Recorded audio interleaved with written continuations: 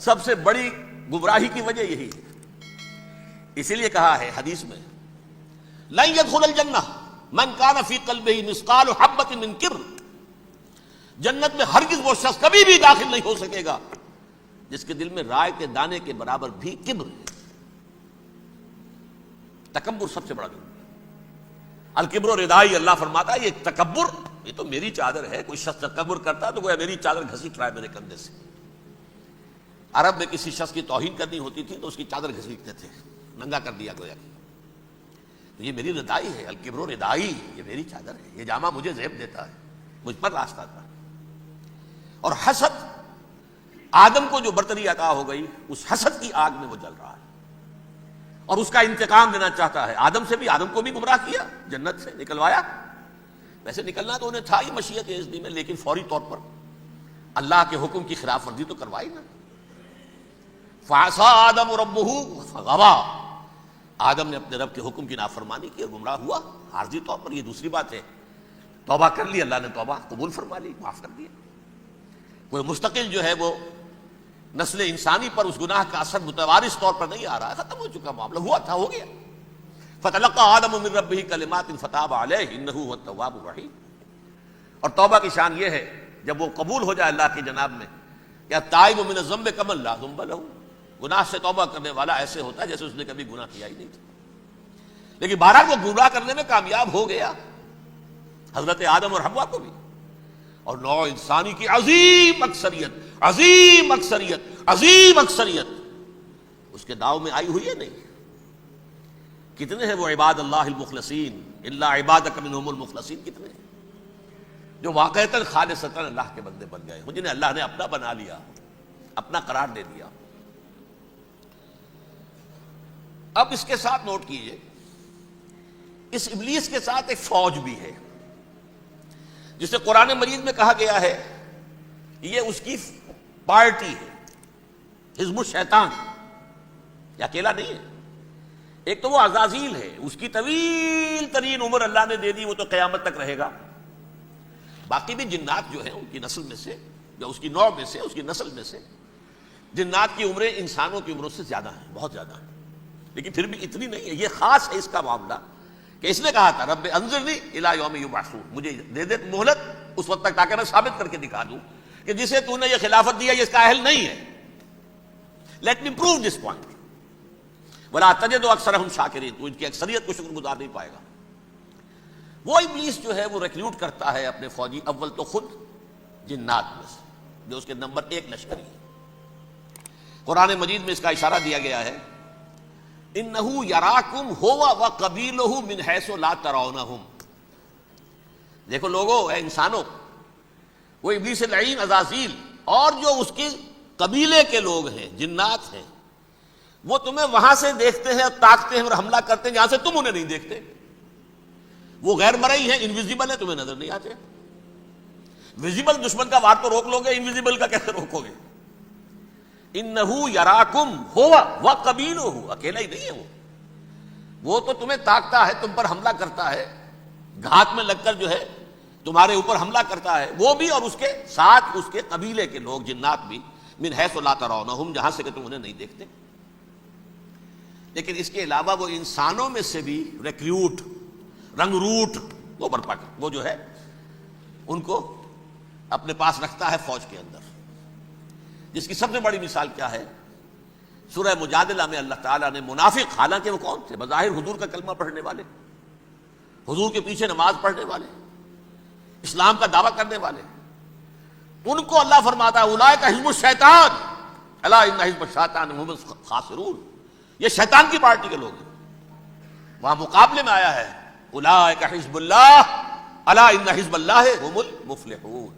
یہ دو پارٹیاں ہیں، حزب اللہ اللہ کی پارٹی جو اس کے مخلص بندے ہیں، وہ اللہ کی پارٹی، اور جو شیطان کے مرید بن گئے اس کے ہاتھ پر بیعت کر لی، لہذا وہ اس شیطان کی پارٹی کے لوگ ہیں، چاہے وہ انسان ہو چاہے جن ہو.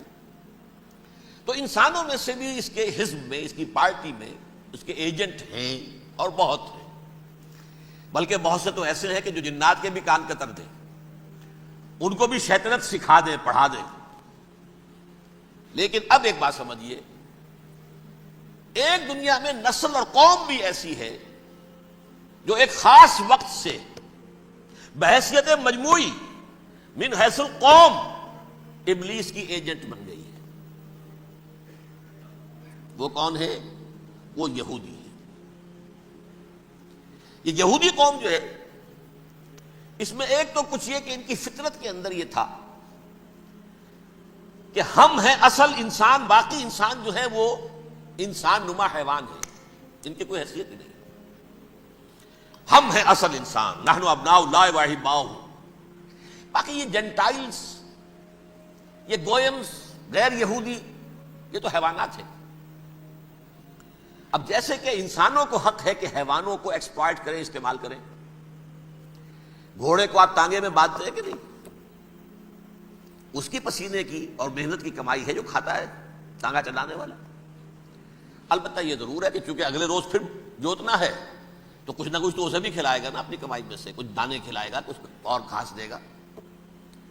یا بیل کو جوتنا ہے ہل میں تو کچھ نہ کچھ اس کو دیتا ہوگا کھانے کو، لیکن پھر اسے استعمال کرنا ہے. تو ان کا مستقل قول یہ ہے کہ اصل انسان ہم ہیں، باقی پوری نوع انسانی ہمارے لیے حیوانوں کے درجے میں. ہم چاہیں جس طرح انہیں استعمال کریں، ایکسپلائٹ کریں، دھوکہ دیں، جیسے چاہیں، لوٹیں کھسوٹیں، سب کچھ کریں، بدعہدی کریں، ان سے سود لیں، سب کریں، جو بھی ممکن طریقہ ہو. یہ ہمارے لیے، ہم ڈومینیٹ کریں گے اور یہ در حقیقت ہمارے اعلی کار ہیں.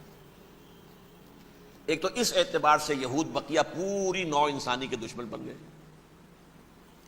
قرآن مجید کی وہ آیت بھی میں نے آپ کو سنائی ہے، وَقَالُوا لَيْسَ عَلَيْنَا فِي الْأُمِّيِّينَ سَبِيلٌ. یہ امیین کہتے تھے نا ان کو، جو غیر یہودی ہیں، کیونکہ ان کے پاس کتاب تھی، تورات تھی، اور کتاب نہیں تھی کسی کے پاس. لہذا یہ صحیح ان پڑھ ہے، پاگل ہے، جاہل ہے، امی ہے. ہم ہیں صاحب کتاب، ہمارے پاس شریعت، ہمارے پاس کتاب. یہ لوگ ان پڑھ ہیں، جاہل ہیں. لَيْسَ عَلَيْنَا فِي الْأُمِّيِّينَ سَبِيلٌ. ان امیین کو ہم لوٹیں کھسوٹیں، دھوکہ دیں، فریب سے جو کریں، چوری کریں، ڈاکہ ڈالیں، جیب کے قطرے، جس طرح بھی کریں ہمارے لیے جائز ہے. ہمارے اوپر کوئی گرفت نہیں ہوگی. اللہ تعالیٰ ہم سے یہ نہیں پوچھے گا تم نے جھوٹ کیوں بولا تھا اس کے ساتھ، تم نے وعدہ خلافی کیوں کی تھی اس کے ساتھ، تم نے کیوں دھوکہ دیا تھا اس کو، تم نے کیوں اس کا مال جو ہے غبن کر لیا تھا، ہڑپ کر لیا تھا. نہیں، ہم پر کچھ نہیں ہے. اس اعتبار سے ایک تو یہ انسانیت کی دشمنی ان کی گھٹی میں پڑ گئی، اس غلط خیال کی وجہ سے. ہم تو بخشے بخشائے ہیں، we are the chosen people of the lord. ہمیں تو اللہ اگر جہنم میں داخل بھی کرے گا تو صرف چند دن، لن تمسنا النار الا ایاما معدودات. باقی اصل میں تو ہم تو اللہ کے پسندیدہ، نحن ابناء اللہ و احباؤہ، اس کے بیٹوں کے مانندے بڑے چہیتے ہیں، لاڈلے ہیں. یہ باقی دنیا، باقی انسان ہماری چراہ گاہ ہے، جیسے چاہیں چریں، جس طرح چاہیں ہڑپ کر جائیں. یہ تو ان کا پہلے سے مستقل معاملہ تھا. لیکن اس کے بعد ان کی تاریخ میں ایک دور وہ آیا جب حضرت مسیح علیہ السلام ان میں مبعوث کیے گئے. یہ 1400 سالہ تاریخ کا کلائمیکس ہے یہود کی. جب کتاب انہیں دی گئی تھی تورات حضرت موسیٰ کے ذریعے، وہ 1400 قبل مسیح کا واقعہ ہے. اس وقت سے لے کر اللہ کا وہ فضل ان پر ہوا کہ کوئی ایک لمحہ ایسا نہیں آیا 1400 برس میں کہ ان کے ہاں کوئی نہ کوئی نبی موجود نہ. یہ تار ٹوٹا ہی نہیں. 2 سے شروع ہوا، موسیٰ ہارون علیہ السلام، اور 1400 برس کے بعد پھر آخری 2 ہیں، عیسیٰ اور یحییٰ علیہ السلام. یوں سمجھ لیجئے، اور اس کے درمیان یہ تار ہے، اور اس تار میں کوئی ایک لمحہ ایسا نہیں آیا کہ کوئی نبی موجود نہ. اس میں اتار چڑھاؤ بہت سے آئے ہیں، اس کا وہ میرا موضوع نہیں ہے. اس وقت قبل مسیح کی تاریخ جو ہے وہ میرا موضوع نہیں ہے. قرآن مجید میں سورہ بنی اسرائیل کے پہلے رکوع میں اس کا تذکرہ موجود ہے. وَقَضَيْنَا إِلَىٰ بَنِي إِسْرَائِيلَ فِي الْكِتَابِ لَتُفْسِدُنَّ فِي الْأَرْضِ مَرَّتَيْنِ وَلَتَعْلُنَّ عُلُوًّا كَبِيرًا. 2 مرتبہ ان پر عذاب کے کوڑے برسے. پہلے اشوریوں کے ذریعے سے جو شامی تھے، سیرینز اشوری کہلاتے ہیں. پھر بابلیوں کے ذریعے سے، یعنی عراقیوں کے ذریعے سے. بیبیلونیا نام تھا عراق کا پہلے. ان پر بہت بڑی بڑی تباہیاں آئیں، اللہ تعالیٰ کی طرف سے عذاب آئے. اس کے بعد پھر دوسرے دور میں دوسرا اقتدار کا دور آیا، خربستیاں بڑھ گئیں. تو پہلے گریکس کے ذریعے سے، یونانیوں کے ذریعے سے، اور پھر رومیوں کے ذریعے سے پسوایا گیا. یہ دور گزر چکے تھے ان پر، 2 عروج کے دور اور 2 زوال کے دور. میری چھوٹی سی کتاب ہے تنظیم اسلامی کا تاریخی پس منظر، 6-7 روپے کی ہوگی. اس کو آپ دیکھیں گے تو اس میں اس کا پورا نقشہ آپ کو مل جائے گا. ویسے تو یہ کہ میری جو ذرا بڑی کتاب ہے سابقہ اور موجودہ مسلمان امتوں کا ماضی، حال اور مستقبل، اس میں میں نے ان معاملات پر بڑی تفصیل سے بحث کی۔ بہرحال یہ جو دور تھا ان کا 1400 سالہ، وہ اونچ نیچ سے ہوتا ہوا جب آیا ہے حضرت مسیح کی بعثت پر، تو ان کی شرارت کی انتہا یہ ہو گئی کہ اللہ تعالیٰ نے مسیح کو رسول بنا کر بھیجا، رسولاً الی بنی اسرائیل۔ حضرت موسیٰ اور حضرت عیسیٰ کے درمیان رسول کوئی نہیں ہے، سب نبی ہیں۔ حضرت موسیٰ رسول تھے اور حضرت عیسیٰ رسول ہیں، درمیان میں داؤد ہو، سلیمان ہو، یشعیاء ہو، زکریا ہو، یہ سب نبی ہیں، یحییٰ نبی ہے، رسول نہیں ہے، لہذا وہ شہید کر دیے گئے۔ رسول شہید نہیں ہو سکتا، قتل نہیں ہو سکتا۔ لیکن عیسیٰ اور موسیٰ کے درمیان 1400 برس ان کے جو ہیں، اس کا کلائمیکس ہے حضرت مسیح علیہ السلام کی بعثت، اور حضرت مسیح علیہ السلام کو جسے اللہ نے اپنی روح قرار دیا، روح منہ، کلمتہ القاہا الی مریم، اللہ کا کلمہ، عظیم ترین معجزات۔ انہوں نے کیا کہا؟ یہ ولد الزنا ہے، حرام زادہ ہے، معاذ اللہ، نقل کفر، کفر نہ باشد، یہ جادوگر ہے، یہ مرتد ہے، یہ واجب القتل ہے۔ اصل حکومت اس وقت رومیوں کی تھی حکومت، لیکن انہوں نے انہیں آٹونومی دے رکھی تھی، اپنے مذہبی معاملات تم خود طے کر سکتے ہو۔ تو قائفاس جو اس وقت کا ان کا ہیڈ ربائی تھا سب سے بڑا، اس کی عدالت نے فیصلہ کیا مسیح کو سولی چڑھا دیا جائے۔ پائلیٹس پونٹس، اس کے پاس ان کی ازداش پہنچ گئی، یہ ہمارا مجرم ہے مذہبی، یہ مرتد ہے، یہ کافر ہے، یہ جادوگر ہے، یہ واجب القتل ہے، اسے قتل کرو، سولی چڑھا دو۔ خیر وہ لمبی بات ہو جائے گی، اس نے تو اپنے ہاتھ دھوئے کہ صاحب ہمارے پاس کوئی جرم نہیں ہے اس کے خلاف، تم کہتے ہو تو ٹھیک ہے، سولی چڑھا دیتے۔ یہ دوسری بات ہے کہ اللہ نے حضرت مسیح کو اٹھا لیا آسمان پر، ان کی جگہ وہ شخص سولی چڑھا جس نے غداری کر کے گرفتار کروایا تھا، جوڈاس اسکیریوٹ، اس کی شکل اللہ نے بدل دی حضرت مسیح کی سی، اور حضرت مسیح کو فرشتے اٹھا کے اوپر لے گئے، وہ زندہ آسمان پر اٹھا لیے گئے۔ اور یہ ساری تفاصیل نہ قرآن میں ہے نہ حدیث میں ہے، یہ انجیل میں ہے، لیکن انجیل کون سی؟ برناباس کی انجیل، gospel of the lord according to saint Barnabas. یہ حواریین مسیح میں سے تھے، لیکن عیسائی ان کو تسلیم نہیں کرتے، ان کی بائبل کو صحیح نہیں مانتے، کینونیکل نہیں مانتے۔ 100 انجیلیں تھیں، 104 تھیں، جن میں سے 4 چنی ہیں انہوں نے، یہ متی اور جان اور مرقس مارکس، یہ ہے، تو یہ 4 انجیلیں ہیں، انہوں نے تسلیم کی کہ یہ کینونیکلز ہیں، یہ تو ہیں حقیقی، باقی جو ہیں 100 اس کو وہ تسلیم نہیں کرتے۔ ان میں سے ایک ہے یہ برناباس، اس میں یہ تفصیل ہے کہ اللہ تعالیٰ نے اس شخص کی، جیوڈاس کی، یہودا، جیوڈاس اس کو انگریزی میں کہتے ہیں، اس کی شکل بدل دی حضرت مسیح کی سی، وہ گرفتار ہوا، وہ سولی چڑھا، وہ غدار تھا، غداری کی سزا اسے ملنی تھی، وہ مل گئی۔ حضرت مسیح کو فرشتے 4 اٹھ رہے ہیں، جس کوٹڑی میں حضرت مسیح مقیم تھے، ایک باغ کے اندر روپوش تھے، اس کی چھت پھٹی ہے، 4 فرشتے آئے ہیں، حضرت مسیح کو اٹھا کر لے گئے ہیں، چھت برابر ہو گئی ہے، اس کے بعد وہ شخص پکڑا گیا۔ بہرحال حضرت مسیح کو اللہ نے اٹھا لیا آسمان۔ لیکن وہ دن ہے کہ اس قوم کو اب مغضوب علیہم قرار دے دیا گیا۔ نوٹ کر لیجیے، اصل میں تو ہونا یہ چاہیے تھا کہ رسول کی جان کے در پہ جب کوئی امت ہو جاتی تھی تو اللہ کا قاعدہ یہ تھا کہ اس امت کو نسیہ منسیہ کر دیا جائے۔ حضرت نوح کی قوم کو ختم کیا یا نہیں؟ حضرت ہود کی نگاہوں کے سامنے قوم عاد برباد کی گئی یا نہیں؟ حضرت صالح کی نگاہوں کے سامنے قوم سمود برباد ہوئی؟ یہ اللہ کا قاعدہ رہا۔ صدوم اور عمورہ کی بستیاں حضرت لوط علیہ السلام جہاں بھیجے گئے، مدین کا علاقہ جہاں حضرت شعیب بھیجے گئے، آل فرعون جن کی طرف موسیٰ کو بھیجا گیا، سب ہلاک کر دیے گئے، کیونکہ رسولوں کے بارے میں اللہ کا، نبیوں کے بارے میں یہ بات نہیں ہے۔ نبی آیا، اس نے دعوت دی، جس نے مان لیا اچھا کیا، اپنے لیے اچھا کیا، نہیں مانا اس کی اپنی جو ہے عاقبت برباد ہو گئی، دنیا میں کوئی فیصلہ اس کا نہیں ہوتا۔ لیکن رسولوں کا معاملہ یہ ہوتا ہے کہ دنیا میں وہ اللہ کی عدالت بن کر آتے ہیں، مانو گے تو بچو گے، نہیں مانو گے ہلاک ہو جاؤ۔ تو اس اعتبار سے وہ مستحق تو ہو چکے تھے اس کے کہ انہیں ہلاک کر دیا جائے۔ اب اللہ کی کوئی خصوصی مشیت ہے، اس میں کیا حکمت ہے، وہ ہے ایک حکمت، میں بعد میں اگر وقت ہوا تو بتاؤں گا۔ فیصلہ یہ کیا اللہ نے کہ حضرت مسیح کو تو اٹھا لیا زندہ، اور ان کی رسی ابھی مزید دراز کر دی، کہ ان کو ابھی مہلت دے دی کہ تمہیں آخری استیصال، جس کو عذاب اکبر کہتا ہے قرآن، سورہ سجدہ جو حضور ہر جمعے کی پہلی رکعت میں فجر میں پڑھتے تھے، وَلَنُذِيقَنَّهُم مِّنَ الْعَذَابِ الْأَدْنَىٰ دُونَ الْعَذَابِ الْأَكْبَرِ لَعَلَّهُمْ يَرْجِعُونَ۔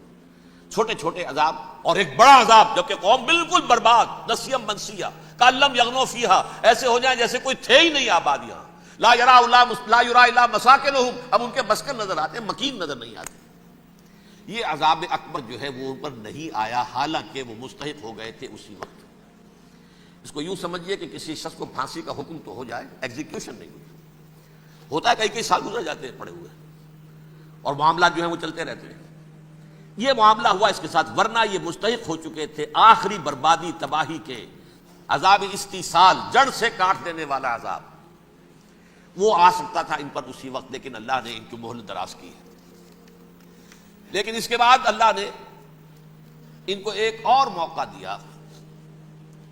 600 برس بعد حضرت مسیح کے محمد الرسول اللہ صلی اللہ علیہ وسلم کی بعثت ہوئی، اور یہ میں سمجھتا ہوں کہ اس قوم پر اللہ کا اتنا بڑا فضل تھا، اتنا بڑا فضل تھا، اتنا بڑا فضل تھا۔ اب پھر ایک موقع دیا، عسیٰ ربکم ان یرحمکم وان عدتم عدنا، دیکھو اب بھی تمہیں ہم ایک موقع دے رہے ہیں، تمہارا رب تمہارے اوپر اب بھی فضل کرنے کو تیار ہے، رحم فرمانے کو تیار ہے۔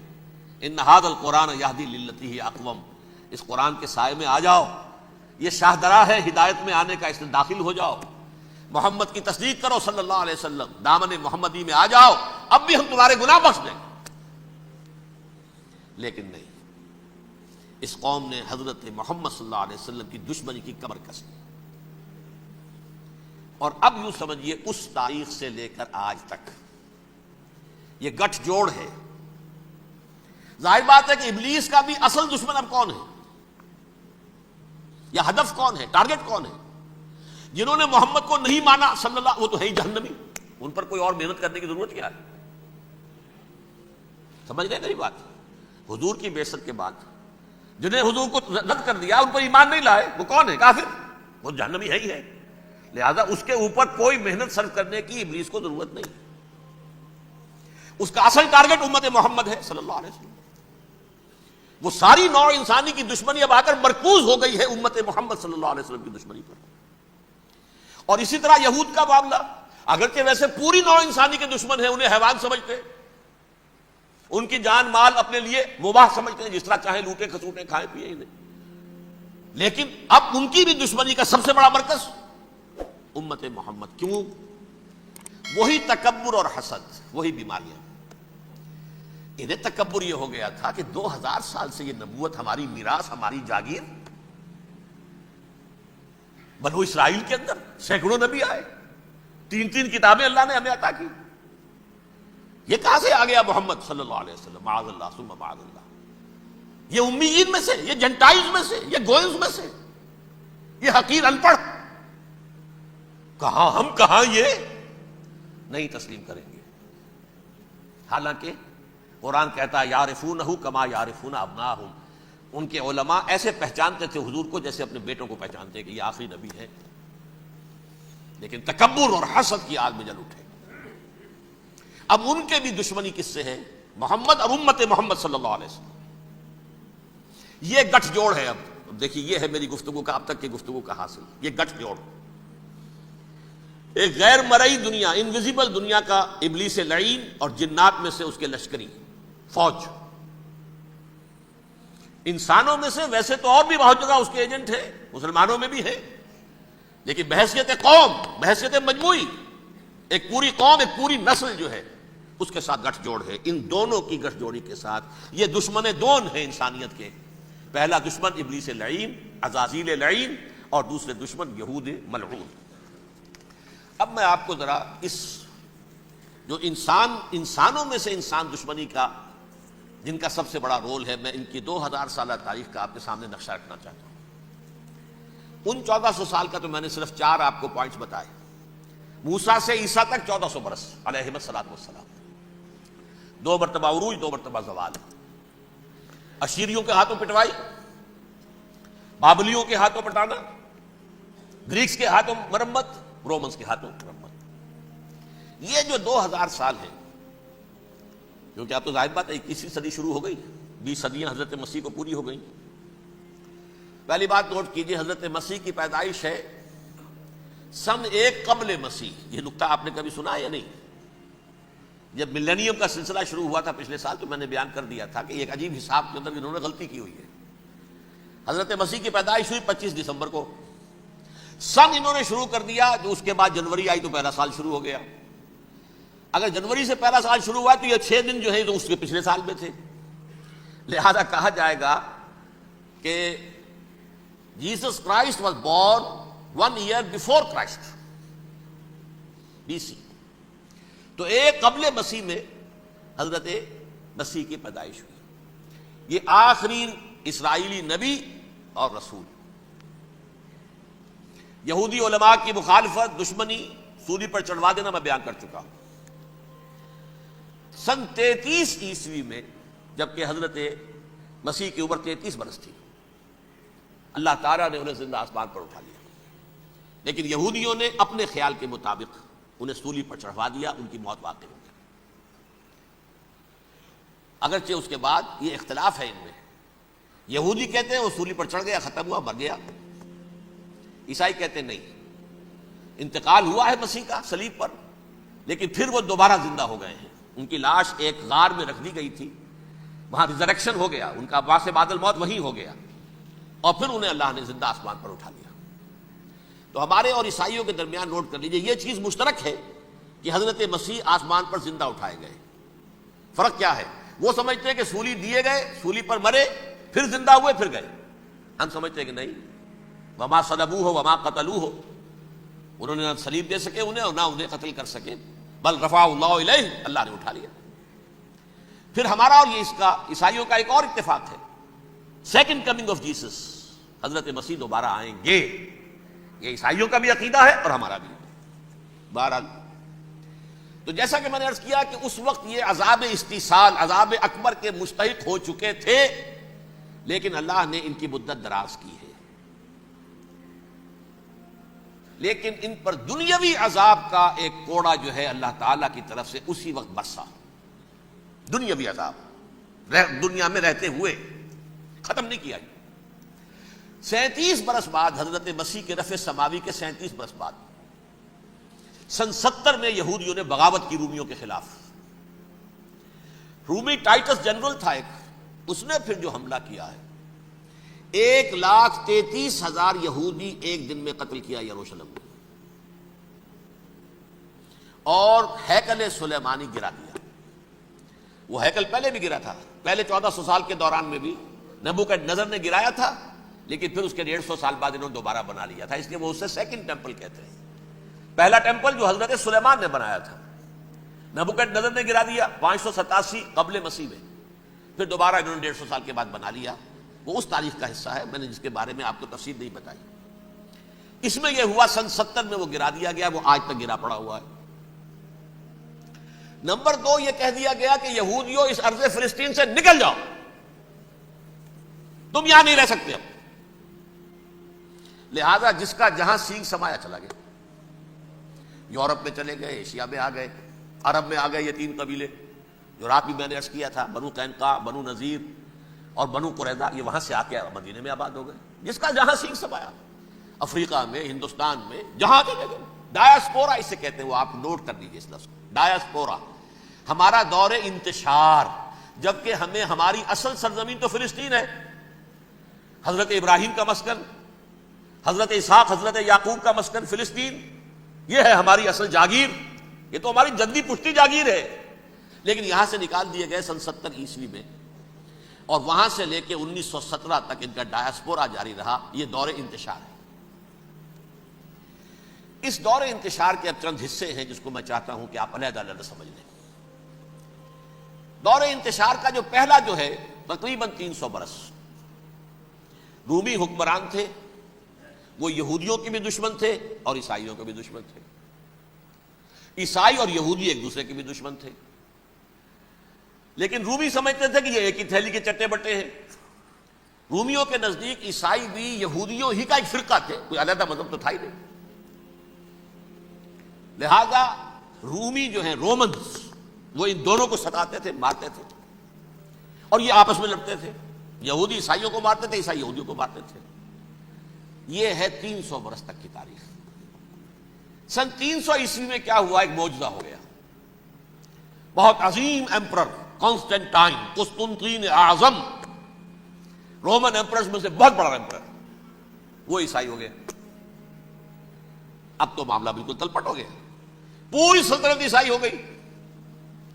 اب عیسائیوں کے عیش ہو گئے اور یہودیوں پہ مار پڑنی شروع ہوئی۔ اب عیسائیوں کا آپ خود سوچئے کہ جنہیں وہ خدا بنا بیٹھے ہیں، خدا کا بیٹا قرار دے رہے ہیں، ان کے قاتل کون؟ یہودی بدماش۔ لہذا ان کی وہ پٹائی شروع ہوئی ہے یورپ میں، پوری رومن امپائر میں انہیں ذلیل کیا گیا، شہروں میں آمد بند، علیحدہ رہو، گھیٹوز کے اندر رہو۔ یہودی کا نام جو ہے وہ گالی بن گیا، جیسے آج بھی یہودی گالی کہتے ہیں، جیسے خنزیر کا لفظ، آخر وہ بھی اللہ کی مخلوق ہے، لیکن آپ کو معلوم ہے کوئی شخص زبان پر نام نہیں لانا چاہتا خنزیر کا، سور کا، ہے تو مخلوق، وہ بھی ایک حیوان ہے۔ ایسے ہی یہ ہے یہودی، یہودی گالی، جیوٹ گالی۔ لہذا ایک طرف تو ان دونوں کے درمیان دشمنی، جس کو قرآن کہتا ہے وَأَغْرَيْنَا بَيْنَهُمُ الْعَدَاوَةَ وَالْبَغْضَاءَ، ہم نے ان کے مابین دشمنی جو ہے پیدا کر دی ہے۔ اور جب یہ پوری سلطنت عیسائی ہو گئی تو قافیہ تنگ ہو گیا یہودیوں کا۔ اب آئیے 571 عیسوی، یعنی جبکہ ڈائسپورا کو کتنا عرصہ ہو چکا تھا؟ 500 برس۔ سن 70 سے شروع ہوا ڈائسپورا، جب ٹائٹس نے گرایا ہے ہیکل کو اور نکال باہر کیا انہیں فلسطین سے، بھاگ جاؤ یہاں ایک یہودی بھی نہیں رہے گا، فلسطین سے نکال دیے گا۔ اس کے پورے 500 برس بعد سن 571 عیسوی میں حضور کی پیدائش ہوئی، ولادت با سعادت محمد رسول اللہ صلی اللہ علیہ وسلم۔ 610 میں آپ پر وحی کا آغاز ہوا، لیکن حضور کے ساتھ ان کا معاملہ کیا رہا؟ اول تو جبکہ حضور ابھی مکے ہی میں تھے، یہودیوں نے ریشہ دوانیاں شروع کر دی حضور کے خلاف۔ قریش مکہ کو سکھاتے تھے، پڑھاتے تھے، ان سے یہ پوچھو، ان سے یہ پوچھو، انہیں اس طرح تنگ کرو، ان سے یہ امتحان لو، یہ آپ کے علم میں ہے۔ سورہ بنی اسرائیل میں، سورہ کہف میں وہ سوالات جو امتحانی سوالات آئے تھے، ذوالقرنین کون تھا، اصحاب کہف کون تھے، تم رسول بنے پھرتے ہو تو بتاؤ، اور یہ روح کی حقیقت کیا بتاؤ، یہ ساری ریشہ دوانیاں کر رہے تھے بیٹھے ہوئے ابھی وہیں پر، حضور ابھی پہنچے بھی نہیں۔ ہجرت فرما کر حضور تشریف لے آئے تو حضور نے، جسے ماسٹر سٹروک کہا جائے گا، یعنی اسٹیٹس مین شپ کا ماسٹر سٹروک، آپ نے مدینے میں آتے یہودیوں کے ساتھ پیکٹ کر لیا، جوائنٹ ڈیفنس پیکٹ آف مدینہ، کہ اگر مکے والے ہم پر حملہ کریں گے تو ہم مل جل کر ایک قوم کی حیثیت سے مقابلہ کریں گے۔ یہ میثاق مدینہ کہلاتا ہے، جس کے بہت غلط معنی پہنائے جا رہے ہیں آج کل۔ بہرحال میں موضوع میرا چونکہ یہ نہیں، میں ادھر نہیں جاؤں گا، لیکن ہوا کیا؟ ہر مرتبہ یہ خیانت کے مرتکب ہوئے، ان نے جو عہد کیے تھے ان سے پھرے، اندر ہی اندر سازش، ریشہ دوانی، حضور کی بدترین دشمنی۔ سورہ نساء کی آیت نمبر 12 میں، 14 میں، 13 میں فرمایا ہے لا تزال تطلع علی خائنۃ منہم، اے نبی ہمیشہ آپ کے علم میں ان کی طرف سے خیانتیں، بددیانتیاں آتی رہیں گی، اور بار بار وہ مسلسل جنگ کی آگ بھڑکاتے تھے۔ قریش کو دعوت دیتے، آؤ آؤ آؤ، ہم اندر سے بغاوت کر دیں گے، تم آؤ تو صحیح، ختم کریں محمد کو اور اہل ایمان کو صلی اللہ علیہ وسلم ورضی اللہ تعالی عنہم اجمعین۔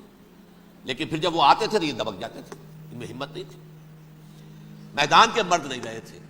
یہ سورہ حشر میں ان کا نقشہ کھینچا گیا ہے، کھلے میدان میں مقابلے کی ان کا صلاحیت ہی نہیں ہے، یہ تو فصیلوں کے پیچھے سے، جیسے عورتیں کہیں دیہات میں لڑائی ہوتی ہے تو مرد جو ہے گلیوں میں لڑتے ہیں، عورتیں اوپر سے پتھر پھینکتی ہیں، بس وہ کام یہ کر سکتے تھے، من ورائے جدر، فصیلوں کے پیچھے سے، جنگ میں میدان میں نہیں آ سکتے۔ بہرحال قرآن مجید میں ہے یہ سورہ مائدہ کی آیت نمبر 64، کلما اوقدوا نارا للحرب اطفاها اللہ، اکثر و بیشتر مواقع پر تو یہ جب آگ بھڑکاتے تھے جنگ کی، اللہ اسے بجھا دیتا تھا۔ لیکن بہرحال اس کے باوجود جنگیں ہوئی، غزوہ بدر، غزوہ احد ہوئی کہ نہیں، یہ ساری اصل شرارت ہوئی، اور اس کے نتیجے میں حضور نے پھر ایک ایک کر کے 3 قبیلوں کو سزا دی۔ غزوہ بدر کے فوراً بعد بنو قینقاع نکالے گئے مدینہ سے، غزوہ احد کے فوراً بعد بنو نذیر نکالے گئے، اور غزوہ احزاب کے بعد بنو قریظہ نکال دیے گئے۔ یہ تو میں نے آپ کے سامنے رکھ دیا صرف حضور کے زمانے میں ان کا کیا رویہ رہا، دشمنی۔ رات بھی ہم نے وہ آیت پڑھی تھی، لَتَجِدَنَّ أَشَدَّ النَّاسِ عَدَاوَةً لِلَّذِينَ آمَنُوا الْيَهُودُ وَالَّذِينَ أَشْرَكُوا، اہل ایمان کی دشمنی میں شدید ترین تم پاؤ گے یہودیوں کو اور مشرکین بھی بعد میں ہے، پہلے یہودی۔ حضور کے بعد کیا ہوا اب یہ نوٹ کیجئے، یہ ان کی تاریخ کا دوسرا دور ہے۔ حضرت عمر رضی اللہ تعالیٰ عنہ کا عہد خلافت ہے، بیت المقدس کا محاصرہ کیا گیا، فصیل بڑی اونچی، شہر اندر سے سیلف سفیشینٹ، حملے کا راستہ کوئی نہیں، محاصرہ طول کھینچ رہا ہے، لیکن ان کے پاس رسد بھی موجود ہے، پانی بھی موجود ہے، وہ دروازے بند کر کے بیٹھے ہوئے۔ بالآخر اللہ تعالیٰ کی مشیت کا ظہور کیسے ہوا؟ ان کے کچھ علماء آئے فصیل پر، کہا دیکھو مسلمانوں، تم قیامت تک بھی یہاں پڑے رہو گے محاصرہ کر کے، ہمارا یہ شہر فتح نہیں ہوگا۔ ہاں ایک درویش بادشاہ کے ہاتھوں یہ شہر فتح ہونا ہے، لیکن تمہارے اندر ہمیں وہ نظر نہیں آ رہا۔ ابو عبیدہ بن الجراح رضی اللہ تعالی عنہ، امین هذه الامہ، ان کا فوراً ذہن گیا وہ درویش بادشاہ مدینے میں بیٹھا ہوا ہے، عمر رضی اللہ تعالی۔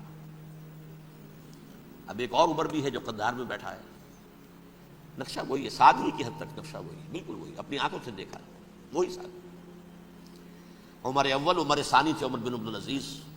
اب ایک اللہ کے فضل سے اللہ تعالیٰ ایدہ اللہ بنصرتہ، اللہ تعالیٰ ان کی نصرت فرمائے، دشمنوں کو ان کے مقابلے میں نیست و نابود کرے۔ انہوں نے ریکویسٹ بھیج دی کہ حضور تشریف لائیے، یہ شہر فتح ہو جائے گا۔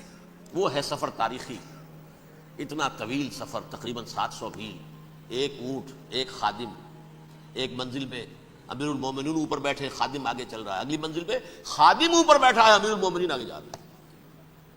اور جب پہنچے ہیں تو وہ باری تھی خادم کی، انہیں ہاتھ جوڑ دیا، حضور خدا کے لیے تم کیا کہیں گے لوگ، وہ میرا برا حال کر دیں گے، تمہیں شرم نہیں آئی؟ امیر المومنین پیدل آگے چل رہے ہیں نکیل پکڑ کر، اور تم بیٹھے ہو اوپر براجمان ہو۔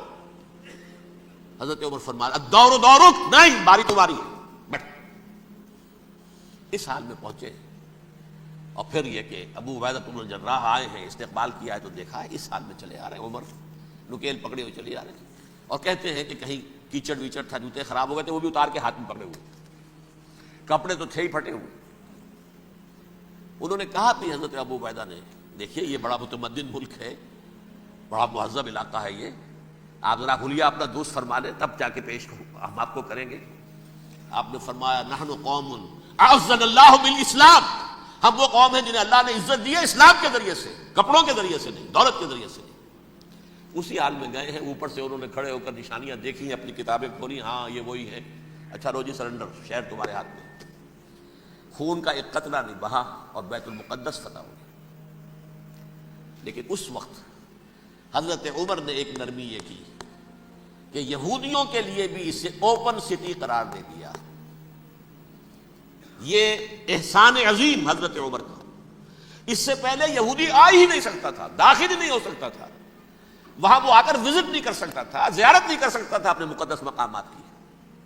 حضرت عمر نے یوں سمجھیے کہ تقریباً 550 برس کے بعد ان کے لیے راستہ کھولا ہے کہ ہاں تم آ سکتے ہو، زیارت کر سکتے ہو۔ لیکن یہ عیسائیوں نے لکھوایا معاہدے کے اندر، انہیں یہاں آپ آباد ہونے کی اجازت نہیں دیں گے، لیکن کم وزٹ دی پلیسز، دیکھیں زیارتیں کریں اور جائیں۔ یہ معاہدہ حضرت عمر کا ہے رضی اللہ تعالیٰ عنہ، جو پھر خلافت راشدہ کے بعد بنو امیہ نے بھی اس کو آنر کیا، بنو عباس نے کیا، پھر جو ہمارے یہ ترکوں میں اندر خلافت آئی تو ترک خلفاء نے بھی اس معاہدے کی پوری پابندی کی۔ فلسطین میں آ سکتے ہیں یہودی، صرف زائرین کی حیثیت سے، وہاں آباد نہیں ہو سکتے۔ اب آئیے اگلا دور آیا حضرت عثمان کا دور خلافت۔ یہ ہے وہ وقت کہ اب یہود نے امت مسلمہ کی پیٹھ میں چھرا گھونپا۔ وہ کیسے؟ ایک یہودی عبداللہ ابن سبا اسلام کا لبادہ اوڑھ کر آ گئے، معاشرے کا جائزہ لے لیا، ان میں بنو ہاشم اور بنو امیہ میں جو پرانی کشاکش تھی اس کے کچھ نہ کچھ جراثیم باقی ہیں، اگر ان کو ذرا بھڑکا دے تو مسلمانوں میں انتشار پیدا ہو جائے۔ کہا یہ عثمان کون ہے؟ یہ تو بنو امیہ میں سے ہے، یہ حق تو بنو ہاشم کا ہے، خلافت ان کے پاس ہونی چاہیے، محمد کے تو رشتہ دار وہ ہے صلی اللہ علیہ وسلم۔ عوام الناس کے اندر بات پھیلنی شروع ہوئی، پھر ایک بڑی سازش کے انداز میں حضرت عثمان کے خلاف پروپیگنڈا، حضرت عثمان کے جو عاملین تھے، گورنر تھے، ان کے خلاف پروپیگنڈا، اور ایسی ہوشیاری کرتے تھے کہ کوفے میں کوفے کے حاکم کے خلاف کچھ نہیں کہنا، اجی مصر میں یہ ہو رہا ہے، اجی شام میں یہ ہو رہا ہے، اجی یہ جو عثمان ہے وہ یہ کر رہا ہے، یہ ظلم ہو رہا ہے، یہ لوٹ مار ہو رہی ہے، یہ خیانتیں ہو رہی ہیں۔ اب نہ تو اس زمانے میں مینز آف کمیونیکیشن، کیسے تصدیق کریں؟ افواہیں تو آپ آج کراچی کے اندر شروع ہو جائے تو پتہ نہیں چل سکتا کسی کو کہ کیا اس میں صداقت ہے کیا جھوٹ ہے، اور بری بات جو ہے فطرت انسانی کی کمزوری ہے وہ فوراً قبول کرتا ہے، کسی کے بارے میں اچھی بات ماننے کو تیار نہیں ہوتا، لیکن بری بات تو فوراً تیار ہے۔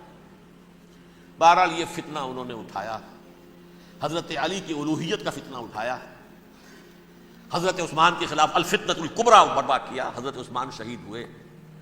اس کے بعد 5 برس تک مسلمان ایک دوسرے کی گردنیں کاٹتے رہے، باہمی خانہ جنگی ہوئی، امت کو وہ زخم لگایا ہے جو آج تک جس سے خون رس رہا ہے۔ یہ شیعان عثمان اور شیعان علی تھے جو بعد میں پھر سنی اور شیعہ ہو، اور آج تک فتنہ کس نے جگایا؟ ایک عبداللہ ابن سبا یہودی اور اس کے کارندے، شیطان کا ایجنٹ، اور انسانوں میں سے بھی اس کے جو بھی حواریین تھے اور شیطانوں کے اندر سے بھی تھے، انہوں نے بھی اس آگ کو بھڑکایا۔ یہ آپ سوچ لیجئے کہ یہ کس نے وہ زخم لگایا؟ یہودی۔ اگلا دور آیا، خلافت راشدہ ختم ہوئی، بنو امیہ کا بھی دور کافی گزر گیا۔ طارق ابن زیاد 712 عیسوی میں حملہ کرتے ہیں اسپین پر۔ اسپین اس وقت عیسائیت کا بہت بڑا گڑھ، بڑے کٹر ترین عیسائی جو ہے وہ اسپین میں تھے، لہذا یہودیوں کی وہاں بہت پٹائی ہوتی تھی، بہت پٹائی ہوئی، میں بتا چکا ہوں، دشمنی تھی ان کی تو چلی آ رہی تھی عیسائیوں کے ہاتھوں یہودیوں کی، وہ تو سن 300 عیسوی سے ایمپرر کانسٹنٹائن کے بعد سے شروع ہو گئی تھی۔ اس حوالے سے یہودیوں نے اس وقت چالاکی یہ برتی، کچھ راستے واسطے بتائے، کچھ مدد کی طارق ابن زیاد کی۔ طارق ابن زیاد نے انہیں اپنا محسن سمجھا، ہسپانیہ فتح ہو گیا تو یہودی چونکہ محسنین کی فہرست میں آ چکے تھے، انہیں بہت اقتدار نصیب ہوا، بڑی سپورٹ مسلمانوں نے دی۔ ان کے بڑے بڑے علماء جو ہیں اسی دور کے اندر پیدا ہوئے، بڑے بڑے تھنکرز ان کے اسی دور میں پیدا ہوئے۔ بن گوریون جو کہ ایک وزیر اعظم تھا اسرائیل کا، اس نے یہ لکھا ہے اپنی کتاب میں، Muslim Spain was the golden era of our diaspora. وہ ڈائسپورا جو 70 عیسوی سے شروع ہوا تھا اور 1917 عیسوی تک جاری رہا ہے، اس میں سے گولڈن ایرا ہمارا جو تھا وہ مسلم اسپین تھا، ہسپانیہ میں بیٹھ کر ہم نے عیش کیے۔ لیکن وہاں سے انہوں نے اور جو کچھ کیا، یہ تو داستان کے بہت سے گوشے ہیں، لیکن میں جس اسٹریٹ لائن میں چل رہا ہوں اس کے اعتبار سے ایک بات سمجھ لیجیے، وہاں بیٹھ کر انہوں نے اب عیسائیت کی پیٹھ میں چھڑا گھونپا، پروٹیسٹنٹ مذہب پیدا کیا، تقسیم کر دیا، جیسے شیعہ سنی کی تقسیم، عبداللہ ابن سبا، رومن کیتھولک اور پروٹیسٹنٹ کی تقسیم، یہودی علماء۔ ہوتا کیا تھا، ہسپانیہ کی یونیورسٹیاں ہیں، کارڈووا میں ہے، ٹولیڈو میں ہے، گریناڈا میں ہے، غرناطہ، قرطبہ، تولیتلا، اور وہاں آتے تھے لوگ، فرانس سے چلے آ رہے ہیں نوجوان پڑھنے کے لیے، جرمنی سے چلے آ رہے ہیں، اٹلی سے چلے آ رہے ہیں، 3 ہی ملک قریب ترین پڑھتے ہیں سینٹرل جو یورپ کے ہیں۔ یہاں پر جو ہے وہ اسلام جو نور پھیلا رہا تھا اس سے بھی مستفیض ہوئے، جہالت کے جو ہے پردے ان کے وہ چھٹے، اس کے ساتھ ہی وہ یہودی وہاں ان کے اندر جو جراثیم داخل کر رہے تھے وہ اس عیسائیت کے خلاف بغاوت جو اس وقت دنیا میں عیسائیت اس وقت تھی، پوپ کا راج تھا دنیا میں اس وقت، یورپ میں جو عیسائیت تھی اس میں ایک طرف بادشاہ تھے، لیکن بادشاہوں کی حیثیت وہاں پر یوں سمجھ لیجئے کٹ پتلیوں کی تھی، اصل قوت پوپ کے ہاتھ میں تھی۔ اور پوپ کو انہوں نے جیسے قرآن نے کہا اتخذوا احبارهم ورهبانهم اربابا من دون اللہ، کیونکہ سینٹ پال نے شریعت موسوی ساقط کر دی تھی تو اب شریعت تھی ہی نہیں، پوپ کو اختیار تھا جس چیز کو چاہے حلال قرار دے دے، جس چیز کو چاہے حرام قرار دے دے۔ اتخذوا احبارهم ورهبانهم اربابا من دون اللہ۔ انہوں نے کہا صاحب یہ پوپ کس بلا کا نام ہے، یہ بھی انسان ہے، بات تو ٹھیک تھی نا، اصل حیثیت تو کتاب کی ہونی چاہیے نا، ڈیوائن بک، دی ریویلڈ اسکرپچر، لہذا یہ کتاب ہر شخص پڑھ سکتا ہے، کوئی پوپ کے باپ کو جو ہے کوئی اس کے لیے پروپرائٹری رائٹس تو نہیں ہے کہ صرف پوپ پڑھ سکتا ہے یا پادری پڑھ سکتے ہیں، ہم بھی پڑھ سکتے ہیں، ہم بھی سمجھ سکتے ہیں۔ یہ باتیں تھی کہ جن کو بڑھا چڑھا کر بیان کر کے اور پوپ کا اقتدار ختم کرا دیا اور توجہ مرکوز کر دی بائبل کی طرف۔ اب بائبل میں بڑا حصہ تو اولڈ ٹیسٹامنٹ کا ہے. نتیجہ کیا ہوا؟ یہود کی عظمت پروٹیسٹنٹس کے نزدیک مسلم ہو گئی. اصل قوم تو یہ ہے. وہ دشمنی بدلی کہ نہیں بدلی؟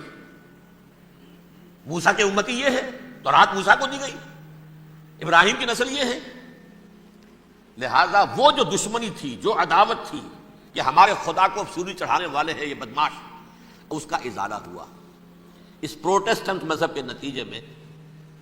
یہ میں اب آپ کو بتاتا ہوں کہ ایک نتیجہ وہ نکلا ہے جسے برٹرنڈ رسل نے بیان کیا ہے. اس کی کتاب ہے ان پریز آف آئیڈلنس، صفحہ 108. وہ لکھتا ہے دی Christians retaining the Judaic belief in a special revelation added to it the Roman desire for worldwide domination and the Greek taste for metaphysical subtleties. The combination produced the most fiercely persecuting religion that the world has yet known. یہ تین چیزیں آ کر عیسائیت میں مل گئی. ایک تو جب یہ اولڈ ٹیسٹمنٹ جو ہے وہ ان کے ہاتھ میں آ گئی، اور اس کے میں کچھ آپ کو بتا دیتا ہوں کہ اولڈ ٹیسٹمنٹ کی تعلیمات، کیونکہ یہ اولڈ ٹیسٹمنٹ جو ہے یہ محرف تھی. اصل تورات تو گم ہو گئی تھی 587 قبل مسیح میں، جب پہلی مرتبہ ہیکل جو ہے تباہ ہوا ہے، اس وقت ختم ہو گئی تھی. اس کے کوئی 150 سال کے بعد انہوں نے یادداشتوں سے مرتب کر کے لکھی ہے. اب اس میں ان کے اپنے خیالات، اپنے امانی، اپنی توجیحات وہ شامل ہو گئی. لہذا میں آپ کو حوالے دیتا ہوں اس کتاب کے اندر مظالم کی جو تعلیم دی گئی ہے. اہل کتاب نے اپنے مظالم قتل عام کے جواز کے لیے تورات میں تبدیلیاں کی اور پیغمبروں پر دہشت ناکی اور بدترین حرام کاری کے الزامات لگائے. سنیے، پہلا حوالہ ہے یہ گنتی باب 31 آیات 17-18. اس لیے ان بچوں میں جتنے لڑکے ہیں سب کو مار ڈالو، اور جتنی عورتیں مرد کا منہ دیکھ چکی ہیں ان کو بھی قتل کر ڈالو، لیکن ان لڑکیوں کو جو مرد سے واقف نہیں اور اچھوتی ہیں اپنے لیے زندہ رکھو. یہ کسی اللہ کی کتاب کا یہ جملہ ہو سکتا ہے؟ کسی ریویل بک کا؟ اور سنیے، یہ ہے استثناء ڈیٹرانومی باب 20 آیت 16-18. پر ان قوموں کے شہروں میں جن کو خداوند تیرا خدا میراث کے طور پر تجھ کو دیتا ہے، کسی ذی نفس کو جیتا نہ بچا رکھنا.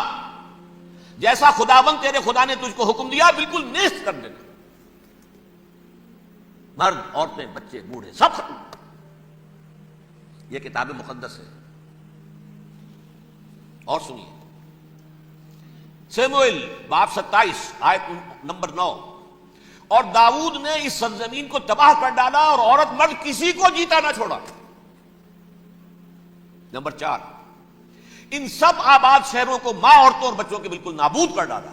کتاب استثناء باب 3 آیت 6. یہ ہے جو کہہ رہا ہے برٹرنڈ رسل. کرسچینٹی میں آ کر یہ تین چیزیں شامل ہو گئی. ایک تو یہ باربیرین یہ تعلیم جو ہے، اور یہ مذہب کے نام پہ تعلیم، یہ کتاب مقدس کی تعلیم. نمبر 2، رومنز کے اندر جو ایک تمنا تھی ورلڈ ڈومینیشن کی، وہ عیسائیت کے اندر آ گئی. اس لیے پوری رومن امپائر جو ہے عیسائی ہو گئی، تو اسے وراثت کے اندر ورلڈ ڈومینیشن کی جو ایک تمنا تھی وہ مل گئی. اور پھر یہ کہ انہوں نے جو توہمات تھے یونانیوں کے، ان کو بھی اپنے ہاں مختلف شکلوں کے اندر جمع کر لیا. ان تین چیزوں کا the combination produced the most fiercely persecuting religion that the world has yet known. اس کے نتیجے میں دنیا میں تاریخ انسانیت کے اندر جو بدترین خوخار ترین مذہب ہو سکتا ہے وہ شکل عیسائیت نے اختیار کی. اور اس کا مظہر عتم کیا تھا؟ نوٹ کیجئے، صلیبی جنگیں. ایک بات ٹائم ٹیبل کے اعتبار سے نوٹ کر لیجئے گا. فرسٹ ملینیم ختم ہوا، سیکنڈ شروع ہوا. ان کے 1000 سال ختم ہوئے تو 11ویں صدی میں سیکنڈ ملینیم شروع ہوا، تو پہلی صلیبی جنگیں ہوئی. لاکھوں مسلمان قتل کیے. صرف یروشلم کے اندر اتنا خون بہایا ہے کہ خود ان کے ہسٹورینز لکھتے ہیں کہ جب ان صلیبیوں نے جب گھوڑوں کے ساتھ وہ چل رہے تھے گلیوں میں، تو ان کے گھوڑوں کے گھٹنوں تک خون کی ندی بہ رہی تھی. جہاں سے گزرے ختم کرتے چلے گئے، آبادیاں کی آبادیاں ختم کر. اگرچہ اس کروسیڈ میں گیہوں کے ساتھ گھن بھی پسا، یہودی بھی بہت مارے گئے. یہ فرانس سے، جرمنی سے جب یہ کروسیڈرز آ رہے تھے 3000 میل کا سفر طے کر کے آئے تھے. سوچئے تو صحیح. اربن ثانی پوپ جو تھا آگ لگا دی تھی اس نے پورے یورپ کے اندر. شرم سے ڈوب مرو, تمہارے مقدس علاقے مسلمانوں کے ہاتھ میں. انفیڈلز, یہ کافر, یہ مرتد, یہ ملحد. مسیح جہاں پیدا ہوا, مسیح کو جہاں سولی دی گئی, وہ کہاں ہے؟ ان کے ہاتھ میں. وہ آگ لگائی ہے, 3000 میل کا فاصلہ طے کر کے یہ قومیں آئی ہے وہاں, اور جو تباہی مچائی ہے انہوں نے. تاریخ انسانی میں ایسی بربریت کی کوئی مثال. اور یہ ان کے اپنے ہسٹورینز لکھتے ہیں شرم کے بارے. ایسے محسوس ہوتا ہے جیسے ان کی گردنیں جھکی جا رہی ہوں لکھتے ہوئے. اب آگے چلیے. یہ جو بغاوت ہوئی پوپ کے خلاف, اس میں نوٹ کیجئے تاریخی اعتبار سے, سب سے پہلے بغاوت کرنے والا ملک انگلستان تھا. اس نے اپنا چرچ علیحدہ بنایا, چرچ آف انگلینڈ. تو پوپ سے رشتہ منقطع. The first Protestant kingdom in Europe was England. اسی سے رشتہ جوڑی ویسٹ, وائٹ اینگلو سیکسن پروٹیسٹنٹس. ان میں اولیت کا شرف کسے حاصل ہے؟ برطانیہ شریف کو. یہاں پر انہوں نے اب ایک بہت بڑا جو کارنامہ کیا, پوپ کی گرفت کم ہوئی یورپ پر سے, پروٹیسٹنٹ مذہب کا فروغ ہوا, تو انہوں نے سود کی اجازت حاصل کر لی. جب تک پوپ کی حکومت تھی سود حرام تھا. نو ٹرانزیکشن, نہ انٹرسٹ, نہ یوزری, کچھ بھی نہیں. پروٹیسٹنٹس کے ذریعے سے سود کی اجازت حاصل کر لی. اس کے بعد بڑے بڑے بینک بنا کر بیٹھ گئے. House of Rothschilds, the house of goldsmiths. یہ عمران خان صاحب کے جو خسر جو تھے, گولڈ سمتھ, یہ بینکرز, بڑی بڑی فیملیز. ان لوگوں نے کیا کیا؟ اب ریشہ دوانیاں. یورپ میں مختلف ملکوں کے درمیان جنگیں کروائیں سازشوں کے ذریعے سے. وہی کلما اوقدوا نارا للحرب, جنگ کے لیے آگ بھڑکا دینا تو ان کا پرانا مشغلہ تھا. جنگیں کرواتے تھے. پھر فرانس کے بادشاہ کو بھی قرض چاہیے اسلحہ کے لیے, انگلستان کے بادشاہ کو بھی قرض چاہیے. ہاؤس آف روتھ چائلڈز کا ایک نمائندہ وہاں بیٹھا ہے, ایک یہاں بیٹھا ہے, اور منہ مانگے شرح پر سود کے اوپر قرض دے رہے ہیں. ان کو سب کو جو ہے ان کے سارے مالی وسائل کھینچ لیے, دولت پر قبضہ کر کے بیٹھ گئے, اور اس کا نتیجہ یہ نکلا چند 100 سالوں کے اندر کہ فرنگ کی رگے جہاں بن جائے یہود میں. اس سودی نظام کے ذریعے سے دولت پر ان کا قبضہ. علامہ اقبال 1905 سے 1908 تک رہے تھے نا وہ, لیکن یہ کہ ان کی نگاہ تھی ایسی. گاہ میری نگاہ تیز چیر گئی دل وجود, گاہ الجھ کے رہ گئی میرے توہمات میں. انہوں نے دیکھا ہے کہ فرنگ کی رگے جہاں پن جائے یہود میں ہے. ابھی ہٹلر کا تو وجود بھی نہیں تھا, بعد میں ہٹلر کو محسوس ہو گیا نا واقعتاً ہمارا اصل دشمن یہ یہودی ہے جو یہاں پر بیٹھا ہوا, جو ہمارا خون چوس رہا ہے. آخر یوں ہی تو نہیں, دماغ اس کا ایسے تو خراب نہیں ہو گیا تھا. یہ قتل عام, یہ ہولوکاسٹ کس لیے؟ اس نے پہچان لیا تھا, اس لیے کہ وہ ویسٹ نہیں تھا. وائٹ اینگلو سیکسن پروٹیسٹنٹس, اصل جادو جو چلا وہ ان پر چلا. اور برطانیہ ان کا سب سے بڑا جو ہے وہ پشت پناہ, مددگار, حامی. اس کے ساتھ ساتھ انہوں نے کوشش کی, یہ ترک خلفاء بیچارے, مرد بیمار تو بن ہی چکا تھا یورپ کے اندر, زوال سے دوچار ہو چکی تھی ترکی خلافت. انہوں نے بھی محل بنائے تھے. تجھ کو بتاتا ہوں تقدیر امم کیا ہے, شمشیر و ثنا اول طاؤس و رباب آخر. بڑے بڑے قرضے لے کر محل بنے تھے یہ, جو آج جا کر آپ استنبول میں دیکھ لیجئے, قرضوں کے اندر بندھے ہوئے. لیکن یہ کہ کم سے کم یہ ضرور کیا کہ بڑی سے بڑی رشوت انہیں یہودیوں نے پیش کی کہ کسی طرح ہمیں فلسطین میں آباد ہونے کی اجازت دے دو. لیکن this goes to their credit, انہوں نے کہا نہیں, یہ معاہدہ جو عمر نے کیا تھا رضی اللہ تعالی عنہ, اس کو میں نہیں بدل سکتا. تم جاؤ, جا کے زیارت کرو, آ جاؤ, تم وہاں آباد نہیں ہو سکتے, کیونکہ ترکی کے زیر نگی تھا نا علاقہ. سلطنت عثمانیہ میں شامل تھا, پورا ویسٹ ایشیا, پورا ایسٹ یورپ, پورا شمالی افریقہ, 3 بر اعظموں پر پھیلی ہوئی تھی سلطنت عثمانیہ, خلافت عثمانیہ. 400 برس تک خلافت ان کے ہاں رہی ہے. انہوں نے نہیں مانا. نتیجہ کیا نکلا؟ انہوں نے اس خلافت کے نظام کو ختم کرنے کے لیے سازش شروع کی. اس سازش کا نتیجہ تھا, اس کو دیکھ کر بھانپ کر ہندوستان میں تحریک خلافت چلی ہے. بولی اماں محمد علی کی جان بیٹا خلافت پر دے دو, ساتھ ہوں تیرے شوکت علی بھی جان بیٹا خلافت پر دے دو. تحریک چلی تھی, ابھی ختم نہیں ہوئی تھی خلافت, لیکن نظر آ گیا تھا. بڑا پیارا واقعہ ایک صاحب نے سنایا ہے. کہ جب شیخ الہند جو ہے اسیر تھے مالٹا میں، یہ 1915 سے 1920 تک رہے، تو وہاں جو تھا مالٹا کا جو کیمپ تھا جس میں کہ یہ اسیر تھے، اس کا کمانڈانٹ جو تھا انگریز، انہوں نے دیکھ لیا تھا یہ بہت فرشتہ خصلت انسان ہے، نورانی شکل ہے، تو وہ اچھا میل ملاپ تھا۔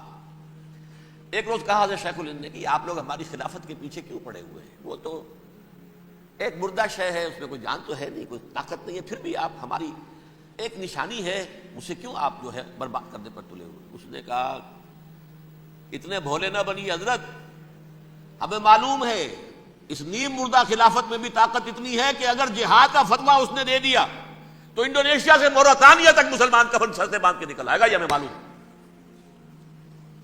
لہذا ہم نے ختم کرنا ہی کرنا۔ اور ختم کس سے کرایا؟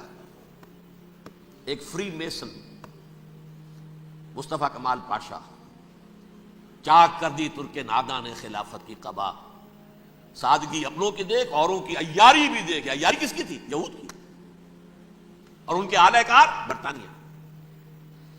ابھی خلافت ختم بھی نہیں ہوئی تھی، برطانیہ کے ذریعے سے 1917 میں بالفور ڈکلیریشن کے ذریعے سے حق حاصل کر لیا کہ ہاں جا کر یہ آباد بھی ہو سکتے ہیں، چونکہ دوسری جنگ عظیم میں سلطنت عثمانیہ ختم ہو گئی تھی، خلافت نام کی تھی، سلطنت تو ختم ہوئی، ترکی رہ گیا تھا صرف، اور جنرل ایلن بی کی فوجیں داخل ہو چکی تھی یروشلم میں، یروشلم پر قبضہ برطانیہ کا ہو چکا تھا، اور قبضہ دلوانے والے برطانیہ کو ہمارے ہندوستان کے مسلمان فوجی بھی تھے۔ اربوں نے بغاوت کی ترکوں کے خلاف، اور انگریزوں کی فوج میں ہمارے ہندوستان کے مسلمان سپاہی بھی تھے۔ بہرحال اب چونکہ ان کے پاس آ گیا، برطانیہ نے اعلان کر دیا، بالفور ان کا وزیر خارجہ، Jews have a right to settle in Palestine، وہ جائیں آباد ہو سکتے ہیں۔ یہ 1917 کا اعلان ہے۔ اس کے بعد جو کچھ انہوں نے طریقے برتے ہیں، اس میں دھن دھوس دھاندلی دھوکہ ہر چیز، مثلا دھن گئے جناب یہ آپ مکان بیچیں گے، اچھا جی لے لیجیے، آپ کیا مانگتے ہیں؟ 10 لاکھ، میں 11 لاکھ دیتا ہوں لیکن کل ہی نکل جائے آپ۔ پیسے کی کمی تھی نہیں، پورا یورپ کا سرمایہ ان کے پاس، بینکرز کے پاس۔ زائنسٹ موومنٹ اصل میں بینکرز کی موومنٹ تھی۔ 1897 میں جمع ہو کر انہوں نے جو پروٹوکول بنائے تھے وہ کون تھے؟ سب کے سب بینکرز تھے، دولت کی کمی نہیں تھی۔ تم 10 کی بجائے 11 لو، نکل جاؤ۔ یہ کھیت بیچتے ہو کتنے کا؟ بھائی 12 کا، ہم 13 دیتے ہیں بھائی، جلدی سے نکل جاؤ۔ یہ بھی کیا، دھن کے ذریعے سے ڈسپلیس کیا، جہاں زور چلا نکال دیا۔ اور اس کے بعد پھر جب سن 48 میں اسرائیلی ریاست قائم ہو گئی، اب اسرائیلی جو ہے عدالتوں میں استغاثے دائر کرنے شروع، یہ فلاں مکان میرے پڑانے پکڑ دادا سکڑ دادا کا تھا 2000 سال پہلے، اس کے اوپر یہ قبضہ کر کے بیٹھے ہوئے، یہ میرے پاس دستاویزات ہیں، اچھا ٹھیک ہے آپ نکل جائیں، یہ مکان ان کا ہے۔ اس طریقے سے انہوں نے بے دخل کیا فلسطینیوں کو، اور خود وہاں پر قدم جما کر مضبوطی سے بیٹھ گئے۔ یہ ہے کہ جو مغربی اقوام نے کیا ہے، اس میں سیکنڈ جو ہے رول پلے کیا ہے امریکہ نے۔ ویسٹ جو ہے اس کا نمبر 2 امریکہ تھا، اب نمبر 1 امریکہ ہے۔ اب برطانیہ کی کوئی حیثیت ہی اب نہیں ہے، لیکن سب سے بڑا وکیل جو ہے وہ وہی ہے اب بھی۔ لیکن ظاہر بات ہے کہ west white Anglo Saxon Protestants کا امام اس وقت جو ہے وہ برطانیہ، یو ایس اے۔ 1948 میں یہ قائم ہوا، اور یہاں پہ نوٹ کیجئے پاکستان 47 میں قائم ہوا ہے، اور تقریباً 9 مہینے ہیں درمیان میں، اگست 47 اور مئی یا جون 48۔ اس کا کیا مطلب ہے یہ میں بعد میں بتاؤں گا آپ کو۔ پہلی جنگ ہوئی 48 میں، عربوں نے بغاوت کی اور عرب جیت رہے تھے، اچانک پتہ نہیں کیوں عربوں نے جنگ بند کر دی۔ یہ بالکل یوں سمجھیے کہ پیرلل واقعات ہیں۔ کشمیر میں ہم جیت رہے تھے، بھاگ کر نہرو پہنچ گیا یونائٹڈ نیشنز کے اندر، جنگ بند ہو گئی، ختم ہوا ایسا۔ کچھ اپنوں کی غلطی بھی تھی، کچھ قبائلیوں نے وہاں جا کر سری نگر ایئرپورٹ تک پہنچ گئے تھے، بجائے اس پر قبضہ مکمل کرنے کے لوٹ مار میں لگ گئے، اپنوں کی غلطی بھی تھی، لیکن اس کے باوجود پڑنا بھاری تھا۔ اور اگر سری نگر ایئرپورٹ پر قبضہ ہو گیا ہوتا تو سوال ہی پیدا نہیں ہوتا کہ بھارت جو ہے اپنی فوجیں اتار سکتا، زمینی راستہ تھا ہی نہیں۔ وہی وہاں ہوا ہے، بڑے ہی عجیب طریقے پر عرب جیت رہے تھے، اسرائیل جو ہے شکست کھا رہے تھے، عربوں نے صلح کر دی۔ کچھ مہینوں کے بعد عربوں نے دوبارہ جنگ کی. اتنے عرصے میں یہ اسرائیلی یہ سب جو ہے جتنے دہشت گرد ہیں اسرائیلی یہ اس دور کے لوگ ہیں. وہ چاہے مینیجم بیگن تھا یا کوئی اور, یہ سب کے سب اس دور کے ٹیررسٹ. اب انہوں نے ڈٹ کر جو مقابلہ کیا, عربوں کو شکست دی بڑی سخت. سن 48 میں عربوں کو شکست ہو گئی. سن 67 میں روس کے سکھانے پڑھانے پر جمال عبد الناصر نے حملہ کیا, بلاکیٹ کر دیا علاق کا, بندرگاہ کا. 6 دن کی جنگ کے اندر اسرائیلیوں نے روس سے پورا صحرا سینا لے لیا, اسرائیل شام سے گولان ہائٹس لے لیے, اردن سے یہ پورا مغربی کنارہ جو یہ اردن کا حصہ تھا, اور مشرقی یروشلم اردن کے پاس تھا, اس پر بھی قبضہ کر لیا. 1967 کی جنگ کا نتیجہ کیا نکلا؟ یروشلم پورا کا پورا یہودیوں کے قبضے میں چلا گیا, جو 1948 میں آدھا کر دیا گیا تھا. ویسٹرن یروشلم یہ یہودیوں کے پاس, ایسٹرن یروشلم مسلمانوں کے پاس, اور مشرقی یروشلم ہی میں مسجد اقصیٰ ہے اور قبۃ الصخرہ ہے, وہ مسلمانوں کی تحویل میں تھے. اردن کا قبضہ مسلمانوں کی تحویل. لیکن اب 67 میں پورا یروشلم ان کے قبضے میں آ گیا. پھر بہرحال مصر نے ایک کوشش کی بدلہ لینے کی سن 73 کی جنگ میں, اور اس میں کوئی شک نہیں بڑی شجاعت کا مظاہرہ کیا. رمضان وار آف 1973 بارلیو لائن کراس کر لی, جسے وہ سمجھتے تھے کہ کوئی طاقت دنیا کی ہمارے اس دفاعی جو ہے لائن اس کو کراس کر نہیں سکتی. لیکن پھر جب امریکہ اپنی پوری طاقت لے کر میدان میں آ گیا ہے تو ظاہر بات ہے کہ مصر کی حیثیت امریکہ کے مقابلے میں کچھ نہیں. یہ ہے میں نے جو مختصر سی تاریخ آپ کے سامنے رکھ دی ہے. اب جو اصل مسئلہ ہے سمجھیے, سین کیا ہے, منظر کیا ہے. یہ پہلو وہ ہیں بہت سے کہ جو شاید بہت سے حضرات کی نگاہوں میں نہ ہوں, باقی تو یہ تاریخ کے واقعات ہیں, اکثر لوگوں کے علم میں ہوں گے. یہودیوں میں بھی ایک بڑی شدید اندرونی کشاکش ہے. جیسے مسلمانوں میں کچھ مسلمان وہ ہیں جو نماز روزے کی پابندی کرتے ہیں, دین سے انہیں تعلق ہے. کچھ وہ ہیں جو نہ نماز نہ روزہ نہ کچھ, نام تو ان کے ہیں, محمد حسین ہے, غلام علی ہیں تو صحیح, سیکولر ذہن ہے, مادی پرستی ہے, کچھ نہیں ہے کہ نہیں. ایسا ہی ان کے یہاں بھی ہے. اصل یہودی جو ہے, عملی یہودی, اس کی شکل آپ نے اگر کبھی دیکھی ہو, اس کے سر کے اوپر اونچا ہیٹ ہوتا ہے کالا, ان کی زلفیں لمبی لمبی ہوتی ہیں. خاص طور پر یہ جو ہے کلم پٹی کے بعد یہ قلمیں جو ہیں یہ تو لا کے چھلے بنا کر بڑا خوبصورت سا جو ہے وہ ہار بناتے ہیں. لمبا کالا کوٹ پہنا ہوتا ہے, لمبی داڑھی ہوتی ہے. یہی وجہ ہے کہ مسلمانوں میں بھی مصر میں جس کی لمبی داڑھی ہوتی تھی, اب کچھ حالات بدل گئے, وہ سمجھتے تھے یہ یہودی ہے. لیکن لمبی داڑھی یہودی رکھتا تھا, مسلمان نہیں. مسلمان تو عرب صرف ٹوکن داڑھی رکھتے ہیں یا شیو کرتے ہیں, یا سعودیوں کی طرح صرف کوئی نشان چھوڑتے ہیں, اللہ اللہ خیر. لمبی داڑھی شعار جو ہے یہودیوں کا. ایک انتہا پر تو یہ ہے. دوسری انتہا پر وہ جنہیں کسی شے سے غرض نہیں, شراب بھی پیتے ہیں, سب کچھ ہے, سور بھی کھاتے ہیں یہودی. بینکرز ہیں, بڑے بڑے سائنسدان ہیں, سب کچھ ہیں. وہ زیادہ تر جو ہیں سیکولر ذہن کے ہیں. کچھ بیچ بیچ میں بھی ہے, جیسے یہ ایریل شیرون ہے, ویسے شیوڈ ہے, داڑھی تو نہیں ہے اس کے, لیکن سر پہ وہ ضرور وہ جو ہے اس کی ٹوپی سی آپ کو رکھی نظر آ جائے گی. یہ ہے درمیانی یہودی ہونے کا نشان, کہ ایک شعار انہوں نے اپنا جو ہے برقرار رکھا ہوا. وہ ایک ٹوپی چپکی ہوئی سی ہوتی ہے, وہ ٹوپی کیا ہوتی ہے پتہ نہیں, کیسے چپکی رہتی ہے مجھے نہیں معلوم.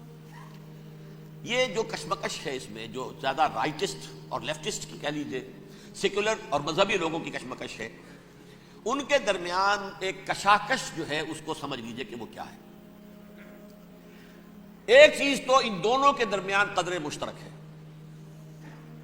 پوری دنیا کی مالیات پر ہم تسلط کریں گے, قبضہ کریں گے, ڈومینیٹ کریں گے. لوگوں کو ہم بنا کر رکھ دیں گے حیوان, ملٹی نیشنل کمپنیاں ہوں گی, انہی کا راج ہوگا, انہی کی حکومتیں ہوں گی, انڈسٹری انہی کے ہاتھ میں ہوگی. لوگ یا مزدوروں کی حیثیت سے کام کریں گے, یا تھوڑے سے مینیجرز ان میں سے بھی ہم لے کر کچھ تنخواہیں ان کو بھی دے دیں گے. باقی سود کے ذریعے سے ملائی ہم کھینچتے رہیں گے, مکھن ہمارے پاس آتا رہے گا. ورلڈ ڈومینیشن, اکنامک ڈومینیشن, یہ تو دونوں کے نزدیک متفق ہے. سیکولر بھی چاہتے ہیں اور جو مذہبی یہودی وہ بھی چاہتے ہیں. اس کے بعد ایک اختلاف ہے. مذہبی یہودی یہ کہتا ہے ہمیں گریٹر اسرائیل بنانا ہے, اور گریٹر اسرائیل وہ سارے علاقے ہیں جو ان کی تاریخ میں اسرائیل سلطنت کا حصہ رہے. حضرت یوسف کے زمانے میں یہودی جا کر آباد ہوئے مصر میں, جو ڈیلٹا کا علاقہ ہے, زرخیز ترین علاقہ جو ہے, جوشن کا علاقہ, وہ کہتے ہیں وہ ہمارا ہے. کئی سو برس ہم ہمارے ہیں. صحرائے سینا ہمارا ہے, اس میں کوہ طور ہے جس پہ حضرت موسیٰ کا ہم کلام ہوئے اللہ سے, تورات ملی. اس میں 40 برس تک ہم بھٹکتے پھرے ہیں. صحرائے تی ہے یہ, یتیہون فی الارض 40 سنہ. پھر فلسطین تو خیر ہماری جدی پشتی جائیداد ہے, جاگیر ہے. پھر یہ عرب جو ہے یہ بھی مدینے تک ہمارا ہے, مدینے سمیت. ہمارے قبیلے وہاں تھے جہاں سے نکالا مسلمانوں نے. پورا عراق ہمارا ہے, پورا شام ہمارا ہے. اور ترکی کا بھی ایک علاقہ ہے ابتدائی مشرقی جنوبی, وہ بھی ہمارا ہے. یہ ہے گریٹر اسرائیل کا نقشہ, یہ ہم نے بنانا ہے. جبکہ جو سیکولر ذہن کے لوگ کہتے ہیں کیا کرو گے اس کو بنا کے, اس میں جو عرب ہیں وہ تم سے لڑتے رہیں گے, تم انہیں مارو گے وہ تمہیں ماریں گے. اگر تم 10 مارو گے تو ایک تو وہ بھی ماریں گے نا تمہارا. ٹھیک ہے, فائدہ کیا ہے؟ اس کی بجائے ہم یہ کرتے ہیں کہ عرب اور اسرائیل مل کر, کزنز ہیں نا آپس میں. آپ کو معلوم ہے بل کلنٹن نے یہ الفاظ کہے تھے جب اسحاق ریبن سے معانقہ کرایا تھا شاہ حسین مرحوم کا, تو کیا کہا؟ You are cousins. Hazrat Ibrahim کے 2 بیٹوں سے نسل ہے نا, حضرت اسماعیل سے عرب ہے, حضور ہے, اور حضرت اسحاق سے یہ بنی اسرائیل ہے, کزنز ہے. You are cousins. تو ہم کزنز مل کر ایک اکنامک یونٹ بناتے ہیں. جیسے ایشیا پیسیفک ایک یونٹ بن گیا ہے, آسیان ایک یونٹ بن گیا ہے, وغیرہ وغیرہ. پورا یورپ ایک یونٹ بن گیا ہے, ایک کرنسی بن گئی ہے. ہم اس پورے علاقے کو ایک اکنامک یونٹ بناتے ہیں. پیسہ اربوں کا ہوگا, ان کے پاس بہت دولت ہے. تیل ان کا ہوگا, بہت تیل ہے ان کے پاس. مزدور ان کے ہوں گے, بڑی تعداد ہے ان کی. مینجمنٹ ہماری ہوگی, ٹیکنیکل نو ہاؤ ہمارا ہوگا, سائنسدان ہم ہوں گے. ملائی ہم کھاتے رہیں گے, چھاچھ ان کو دیتے رہیں گے. تو ہمیں آم کھانے ہیں, پیڑ گننے کی کیا ضرورت ہے؟ خام خواہ ان کی دشمنی مول لیں, زیادہ دشمنی بڑھائیں. یہ اس چھوٹے سے اسرائیل کو تسلیم نہیں کرتے, ہم گریٹر اسرائیل کو کیسے تسلیم کر لیں گے یہ؟ لہذا اس خیال کو دل سے نکالو. یہ اختلاف ہو گیا نمبر 1, بہت بڑا اختلاف. لیکن نمبر 2, اس اختلاف میں اتفاق یہ پیدا کیا گیا. یہاں ایک بات ہم آپ کی مانتے ہیں, ہم کسی بھی پیس پروسیس میں جروسلم نہیں دیں گے ان کو, عربوں کو. یہ انڈیوائیڈڈ دارالخلافہ رہے گا اسرائیل کا. اور نمبر 2, مسجد اقصی اور قبۃ الصخرہ کو گرا کر 3rd ٹیمپل بنائیں گے. یہ مذہبی یہودیوں کو اتنی رشوت اگر وہ نہ دیں تو وہ ان کے ساتھ کام کرنے کو تیار ہی نہیں ہے. یہ پورا پس منظر سمجھ لیجئے. اصل میں بٹوین دی لائنز سمجھے بغیر یہ خبریں جو آپ پڑھتے ہیں. ادھر امریکہ کا معاملہ کیا ہے؟ ایک طرف وہ پشت پناہ ہے, حمایتی ہے, پروٹیکٹر ہے, محافظ ہے اسرائیل کا. اسرائیل امریکہ ہی کی آؤٹ پوسٹ سمجھ لیجئے, اسی کی ایک ریاست سمجھ لیجئے. لیکن اس کے ساتھ ہی وہ اپنے جو دنیاوی عالمی مصلحتیں ہیں, اتنی بڑی قوم عرب کی جو ہے اسے بھی دشمن تو نہیں بنانا چاہتا. ان میں بھی ماڈریٹس کو چاہتا ہے کہ رہے ماڈریٹس, یہ جو ہماری جیب میں ہے, حسنی مبارک خوش آفاد ہو جو ہماری جیب میں ہے. ورنہ یہ کہ وہاں پر اگر زیادہ ریڈیکل لوگ آ گئے تو ہمارا ویسے ہی بیڑا غرق ہوگا. لہذا وہ جبر کرتے رہے ان پر کہ صلح کرو کوئی نہ کوئی. یہ صلح کے لیے دباؤ امریکہ کا ہے, اسرائیل نہیں چاہتا صلح, دباؤ ہے امریکہ کا. اب میں آپ کو یاد دلاتا ہوں, خلیج کی جنگ ختم ہوئی, بش, یہ باپ اس کا جو اب ہے بش, اس کا بڑا بش جو ہے سینئر, اس کی پاپولیرٹی ریشو جو ہے 89% تھی اس وقت امریکہ کے اندر. اس نے بڑی جنگ فتح کی تھی اور چند امریکی مرے صرف. لیکن اس نے ایک موقف اختیار کیا یہود کے خلاف. $10 بلین منظور ہو چکے تھے اسرائیل کو دیے جانے تھے نئے سیٹلمنٹس بنانے کے لیے اسرائیل میں. اس نے کہا یہ رقم میں ایشو نہیں کروں گا جب تک پیس پروسیس شروع نہیں کرتے. یہ دباؤ تھا جس کے آگے گھٹنے ٹیکنے پڑے $10 بلین کے لیے. لیکن اس کا بدلہ یہ چکایا کہ الیکشن میں ہرا دیا اسے. حالانکہ وہ ہیرو, فاتح, خلیج کی جنگ کا فاتح, 89% ریٹنگ, الیکشن میں 0. دباؤ تھا. اسی طرح بل کلنٹن کا دباؤ رہا, کسی طرح صلح کرو, کسی طرح صلح کرو, کسی طرح صلح کرو. اور اس معاملے میں یہ تسلیم کرتا ہوں, اس معاملے میں اس نے واقعتاً ایڑی چوٹی کا دور لگایا ہے. اور یہ بھی تسلیم کرتا ہوں کہ اس کے دباؤ میں آ کر ایہود باراک جہاں تک چلا گیا تھا اب کوئی نہیں جا سکتا. وہ آفر نہیں دے مل سکتی اب دوبارہ فلسطینیوں کو. یہ بھی میں بھول گیا آپ کو بتانا, یہ جب پروسیس شروع ہوا ہے جس کا نام تھا لینڈ فار پیس, اصول کیا دیا تھا امریکہ نے کہ دیکھو اسرائیلیوں، یہودیوں، تم نے سن 67 میں جو زمینیں ان سے چھینی تھیں، جو علاقے، یہ ان کو واپس کر دو اور ان سے صلح کر لو، یہ سب تمہیں ریکگنائز کر لیں گے، جنگ ختم ہو جائے۔ صحرائے سینا دے دو، مصر تم سے صلح کر دے گا، وہ ہو گیا۔ انور سادات نے صلح کر لی، ریکگنائز کر لیا، صحرائے سینا واپس آ گیا۔ عربوں نے اسے اپنی فولڈ سے نکال دیا، عرب لیگ سے نکال دیا۔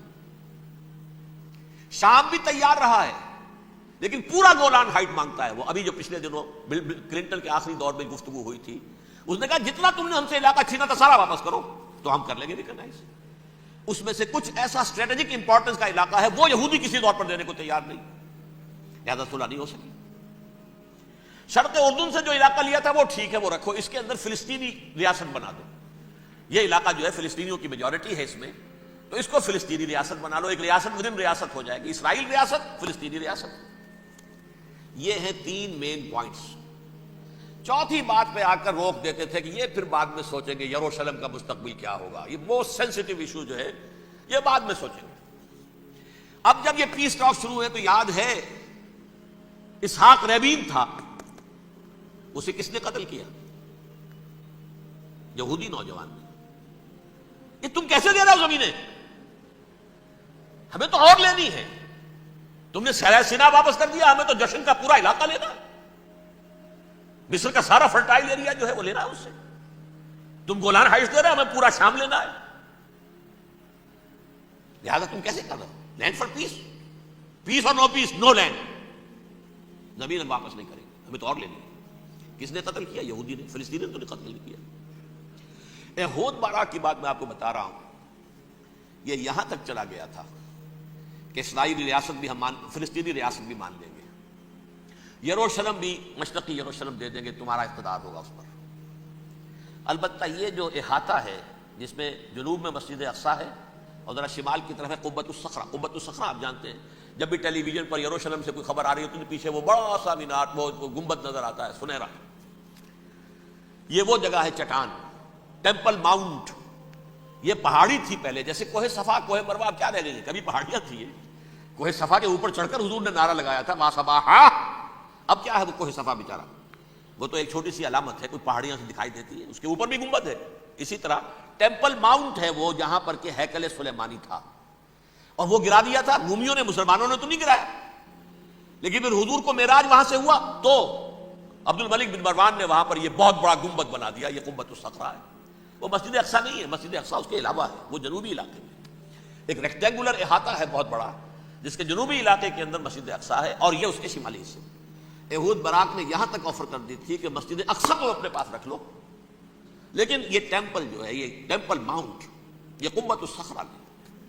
یہ ہماری کمٹمنٹ ہے مذہبی یہودیوں کے ساتھ کہ ہم یہاں پر جو ہے ٹیمپل بنائیں گے، تھرڈ ٹیمپل، ہیکل سلیمانی کی تیسری مرتبہ تعمیر یہاں ہوگی۔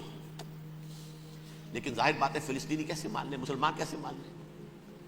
یہ ہے وہ چیز کہ جس کی وجہ سے وہ سارا معاملہ ناکام ہوا۔ ویسے مجھے یقین ہے کہ اگر فلسطینی مان بھی لیتے تب بھی یہودی جو ہے جس طریقے سے اسحاق ریبین کو اس نے قتل کر دیا تھا، تو یہ اس کو بھی، احود باراک کو بھی قتل کر دیتے، اور وہ کسی صورت تسلیم نہ کرتے کہ یہ یروشلم جو ہے یہ انڈیوائیڈڈ سٹی نہ رہے، بلکہ ڈویژن ہو جائے اس کی، اور صرف مغربی حصہ ہمارے پاس رہ جائے اور مشرقی جو ہے عربوں کے پاس، کبھی تسلیم نہیں کرتے، مر جائیں گے۔ اب دیکھیں اس وقت شکل کیا ہے۔ میرا اندازہ یہ ہے کہ اب جو مذہبی یہودی ہیں ان کے صبر کا پیمانہ لبریز ہو گیا ہے، اور اب ایک مڈ وے آدمی اس وقت وہاں پر آ گیا ہے، ٹوپی والا۔ اگرچہ وہ پریکٹسنگ یہودی اس طرح کا نہیں ہے، داڑھی والا نہیں ہے، زلفوں والا نہیں ہے وہی کوٹ پینٹ والا، لیکن یہ کہ اوپر رکھتا ہے وہ ٹوپی۔ ایریل شرون اور انتہائی سفاک، جس نے کہ فلسطینیوں کے 2 کیمپ ایسے اڑائے تھے جیسے کہ چیونٹیوں کا ہو لشکر اور ان کو پاؤں تلے رون دیا جائے، اس طریقے سے ختم کیا تھا۔ بہت بڑا قاتل، مرڈرر، وہ وزیر اعظم ہے۔ اور اب جو ہے ان کے صبر کا پیمانہ لبریز ہو گیا ہے۔ اب ان کا فیصلہ یہ ہے کہ انہیں 3 بڑے بڑے قدم اٹھانے۔ نمبر 1، فلسطینیوں کا خاتمہ، ایتھنک کلینزنگ۔ اگر یہ فلسطینی رہتے ہیں یہاں پر تو اگر 10 ہم ان کے ماریں گے تو 2-3 یہ ہمارے مار دیں گے۔ تو اسرائیلی کی جان تو بہت قیمتی ہے. یہ تو خیر 1000 بھی مر جائیں تو کوئی بات نہیں. یہ تو کیڑے مکوڑے ہیں, جینٹائلز ہیں, گوئمز ہیں, یہودی, وہ مر جائے. لہٰذا ان کا ٹنٹا بکاؤ, اب ان کو ختم کرو. وہ اشتہار شاید آپ کے نظروں سے گزرا ہوگا جس میں نے یہ الفاظ لکھے ہیں کہ بوسنیا کی ایتھنک کلینزنگ جو ہے ماند پڑ جائے گی. اور جو کچھ ایتھنک کلینزنگ ہوئی تھی 500 برس قبل ہسپانیہ میں, اس کا نقشہ آپ دیکھیں گے دنیا. اس کو کیا ہوا تھا؟ عربوں کو, مسلمانوں کو یا جلا دو, قتل کر دو, یا جہازوں میں ان کو ڈمپ کروے اور لے جا کر شمالی افریقہ کے ساحل کے اوپر اتار دو اور ڈمپ کر دو. ایک بچہ بھی نہیں رہنے دیا تھا ہسپانیہ میں. 1492 میں سقوط غرناطہ ہوا ہے, اور اس کے بعد 10 سال کے اندر اندر ایک ایک بچہ مسلمانوں کا ختم کر دیا. یہ ہے فیصلہ ان کا. اب بہت بڑا قدم وہ اٹھانے پر مجبور ہے. کب تک ہم رہیں گے؟ ہمارے لوگ مارتے ہیں, 16 نوجوان ہمارے مار دیے. لیکن آج گھر تھا, اس میں ایک چلا گیا فلسطینی, بم اپنے جسم سے باندھ کر وہاں اڑا دیا, خود بھی اڑ گیا, 16 ان کے نوجوان اڑ گئے. لہذا یہ چیز ان کے لیے ناقابل برداشت ہے. ان کے صبر کا پیمانہ اب لبریز ہو رہا ہے. نمبر 2, انہیں بہرحال اب یہ کرنا ہے کہ مسجد اقصیٰ کو گرائیں, قبۃ الصخرہ کو گرائیں اور ٹیمپل بنائیں. یہ انتفاضہ جو اب شروع ہوا 1 سال پہلے سے, یہ شیرون نے دورہ کیا تھا, مسجد اقصیٰ میں گیا تھا, اور اس نے 3rd ٹیمپل کی تعمیر کے لیے ایک پتھر جو ہے بنیاد کا پتھر رکھنے کا ارادہ ظاہر کیا تھا, جس پر فلسطینی نوجوان اٹھے, وہ اینٹیں لے کر, روڑے لے کر, اور اس وقت سے یہ سلسلہ چل رہا ہے. کتنے مارے جا چکے ہیں فلسطینی, لیکن کچھ نہ کچھ یہودی بھی مرے, اسرائیلی بھی مرے. اور جیسا کہ میں نے عرض کیا, اب ان کے صبر کا پیمانہ لبریز ہو گیا. انف از انف. اب ہم اس معاملے کو ایک دفعہ جو ہے فائنلی ختم کر دیں اور اب بنائیں گے. لہٰذا اب جو ہے کئی ٹن وزن کے وہ جو پتھر تیار ہو کر آگے رکھ دیے گئے ہیں کہ یہاں یہ بنیاد پڑنی ہے, اس کے اندر یہ پتھر لگے. بلکہ ایک لطیفہ بھی مجھے یاد آیا ہے, یہ کوئی 30 سال پرانی بات ہے. اس قبۃ الصخرہ کی مرمت ہوئی تھی, تو اس کے اوپر جو یہ سونے کی پتری چڑھی ہوئی ہے, یہ شاہ حسین اردن والے جو ہے, ظاہر بات ہے تھا بھی انہی کے تسلط میں, یہ انہی کی تولیت میں تھا سن 67 سے پہلے, اس زمانے کی بات میں کر رہا ہوں. تو انہوں نے پتہ نہیں 30 من تھا یا 30 ٹن تھا سونا جو ڈونیٹ کیا تھا اس کے اوپر یہ پتری چڑھانے کے لیے, جو بہت بڑا گنبد نظر آتا ہے پورے کے پورے ماحول کے اوپر چھایا ہوا. اس وقت یہودی اخباروں نے لکھا تھا, بہت اچھا ہے, یہ سونا ہمارے کام آئے گا جب ہم اپنا ہیکل تعمیر کریں گے. کہاں جائے گا سونا؟ سونا یہی رہے گا نا, جب ہم گرائیں گے ہمیں وہ سونا مل جائے گا. اب وہ اس پر آ گئے, مزید دیر نہیں کر سکتے. تو آپ نوٹ کیجئے, number 1, ethnic cleansing of Palestinians in Israel. Number 2, demolition of the Aqsa mosque and the Qubbat al-Sakhra. Number 3, امریکہ کو الٹیمیٹم, تم اب اپنے ٹانگ درمیان میں مت لڑاؤ,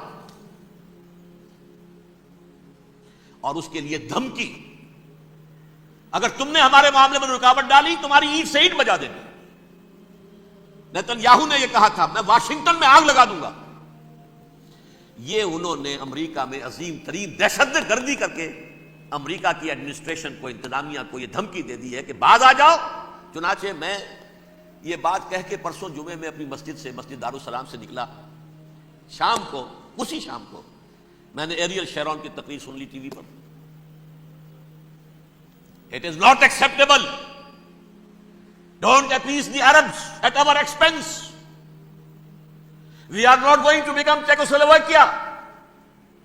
We have to depend on ourselves only and rely on ourselves only. کیا مطلب ہے اس کا؟ کس کو سنا رہا ہے؟ امریکہ بہادر, ہم تمہارے محتاج نہیں ہیں, ہم تمہارے ٹکڑے اڑا دیں گے, تیسرے کر دیں گے تمہارے, تو بیچ میں آؤ تو صحیح. ہم اور دیکھ لو, ایک نشانی ہم تمہیں دکھا دیتے ہیں.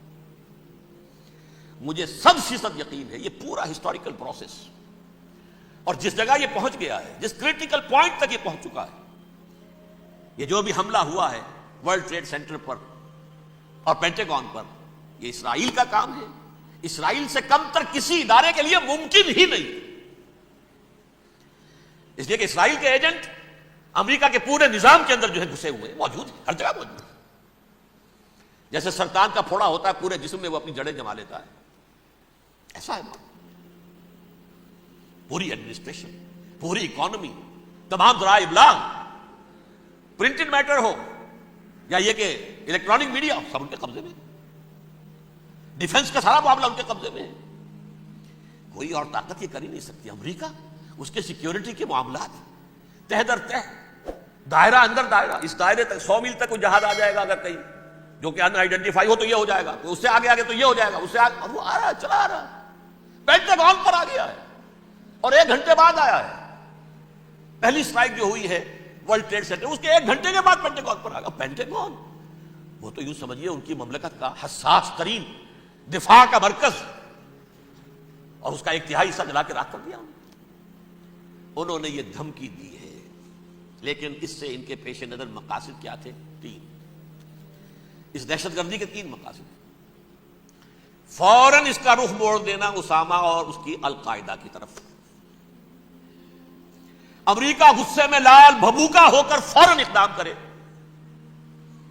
اور ایک طرف تو اسامہ اور ان کے ساتھ طالبان کا ٹنٹا مکا دے، اور دوسری طرف چونکہ پاکستان الائی ہے اور پاکستان کے عوام جو ہیں وہ طالبان کے ہمدرد ہیں، وہ اگر اٹھے تو ان کا بھی بیڑا گرک.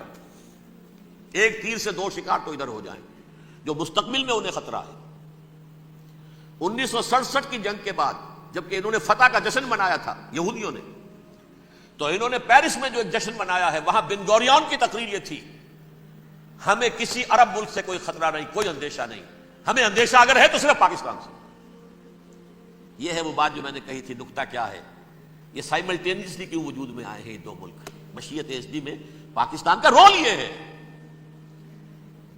حدیث میں آتا ہے: ما انزل اللہ من داء الا انزل له دواء. اللہ نے کوئی بیماری ایسی نہیں اتاری جس کا کہ توڑ اور دوا پیدا نہ کی. اسرائیل کا توڑ پہلے پیدا کیا. جیسے بچے کی ولادت بعد میں ہوتی ہے، ماں کی چھاتیوں میں دودھ پہلے پیدا ہو جاتا ہے. یہ اللہ کی فطرت ہے، اللہ کا طریقہ ہے. خطرہ انہیں ہے تو ہم سے ہے. اگر کوئی خطر مجھ کو تو اس امت سے ہے. اس کی خاکستر میں ہے اب تک شرار آرزو. یہاں کے عوام، حکومت تو ٹھیک ہے ہماری جیب میں آ گئی، عوام کے اندر ہے، یہ بھڑک سکتی ہے چنگاری.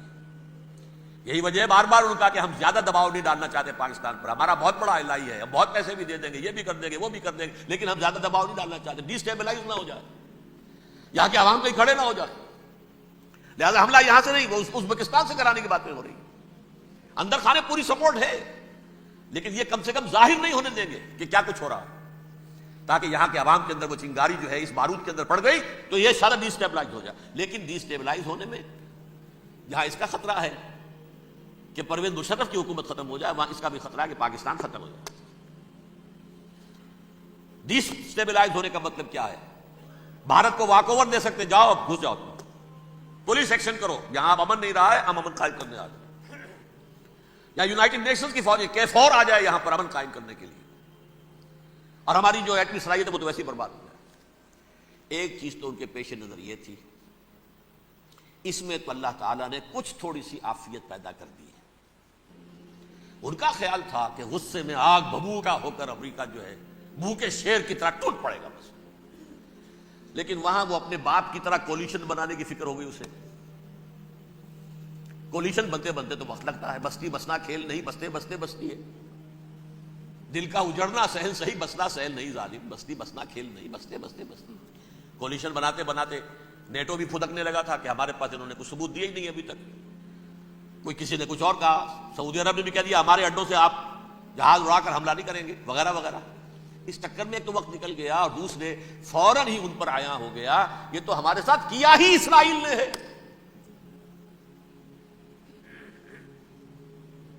لیکن یہ بات لیک نہیں کرنا چاہتے. میں نے خود سنا اور بھی بہت لوگوں سے کہا کہ یہ باقاعدہ اسٹیٹ ڈپارٹمنٹ کی طرف سے ٹی وی پر، CNN پر، BBC پر یہ اعلان آیا کہ یہ جو انویسٹیگیشنز ہو رہی ہیں اس حادثے کی تحقیقات کی، اس کی معلومات لیک کیوں ہو رہی ہیں؟ لیک نہیں ہونی چاہیے. کیوں؟ اسامہ کے خلاف اگر کوئی ثبوت ہے لیک ہو جائے 1000 مرتبہ، کسی کو نقصان ہے؟ یہ کون سا تھا، کون سا لیکیج ہے جسے روکنا مقصود ہے؟ وہ تو ہمارا متمنا ہے، ہمارا بیٹا ہے، وہ کر رہا ہے. اس گھر کو آگ لگ گئی گھر کے چراغ سے. But they have given a message to the United States of امریکہ،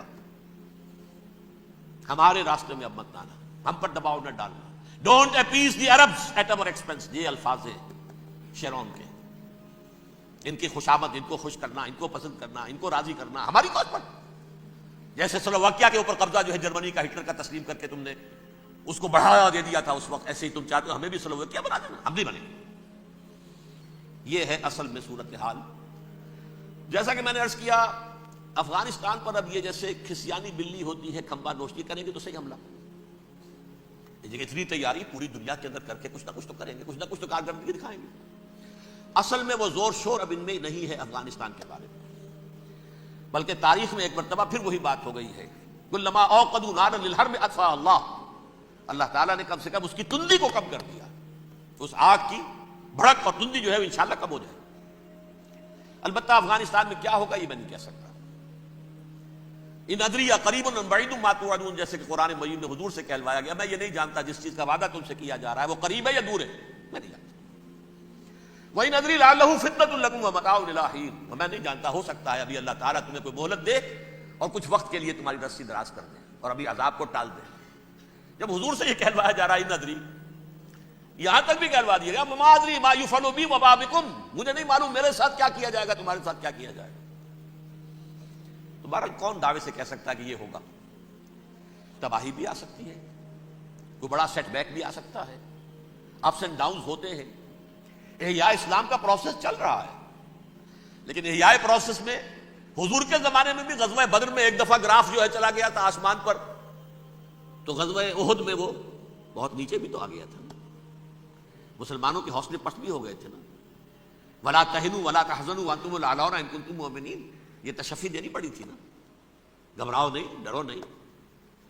ان یمسسکم قرح فقد مس القوم قرح مثلہ، اگر تمہیں کوئی چرکا لگا ہے تو تمہارے دشمنوں کو اس سے بڑا چرکا لگ چکا 1 سال پہلے، انہوں تو ہمت نہیں چھوڑی، 1 سال کے بعد دوبارہ ہو گئے حملہ آور تم پر، تم تو دل چھوڑ گئے۔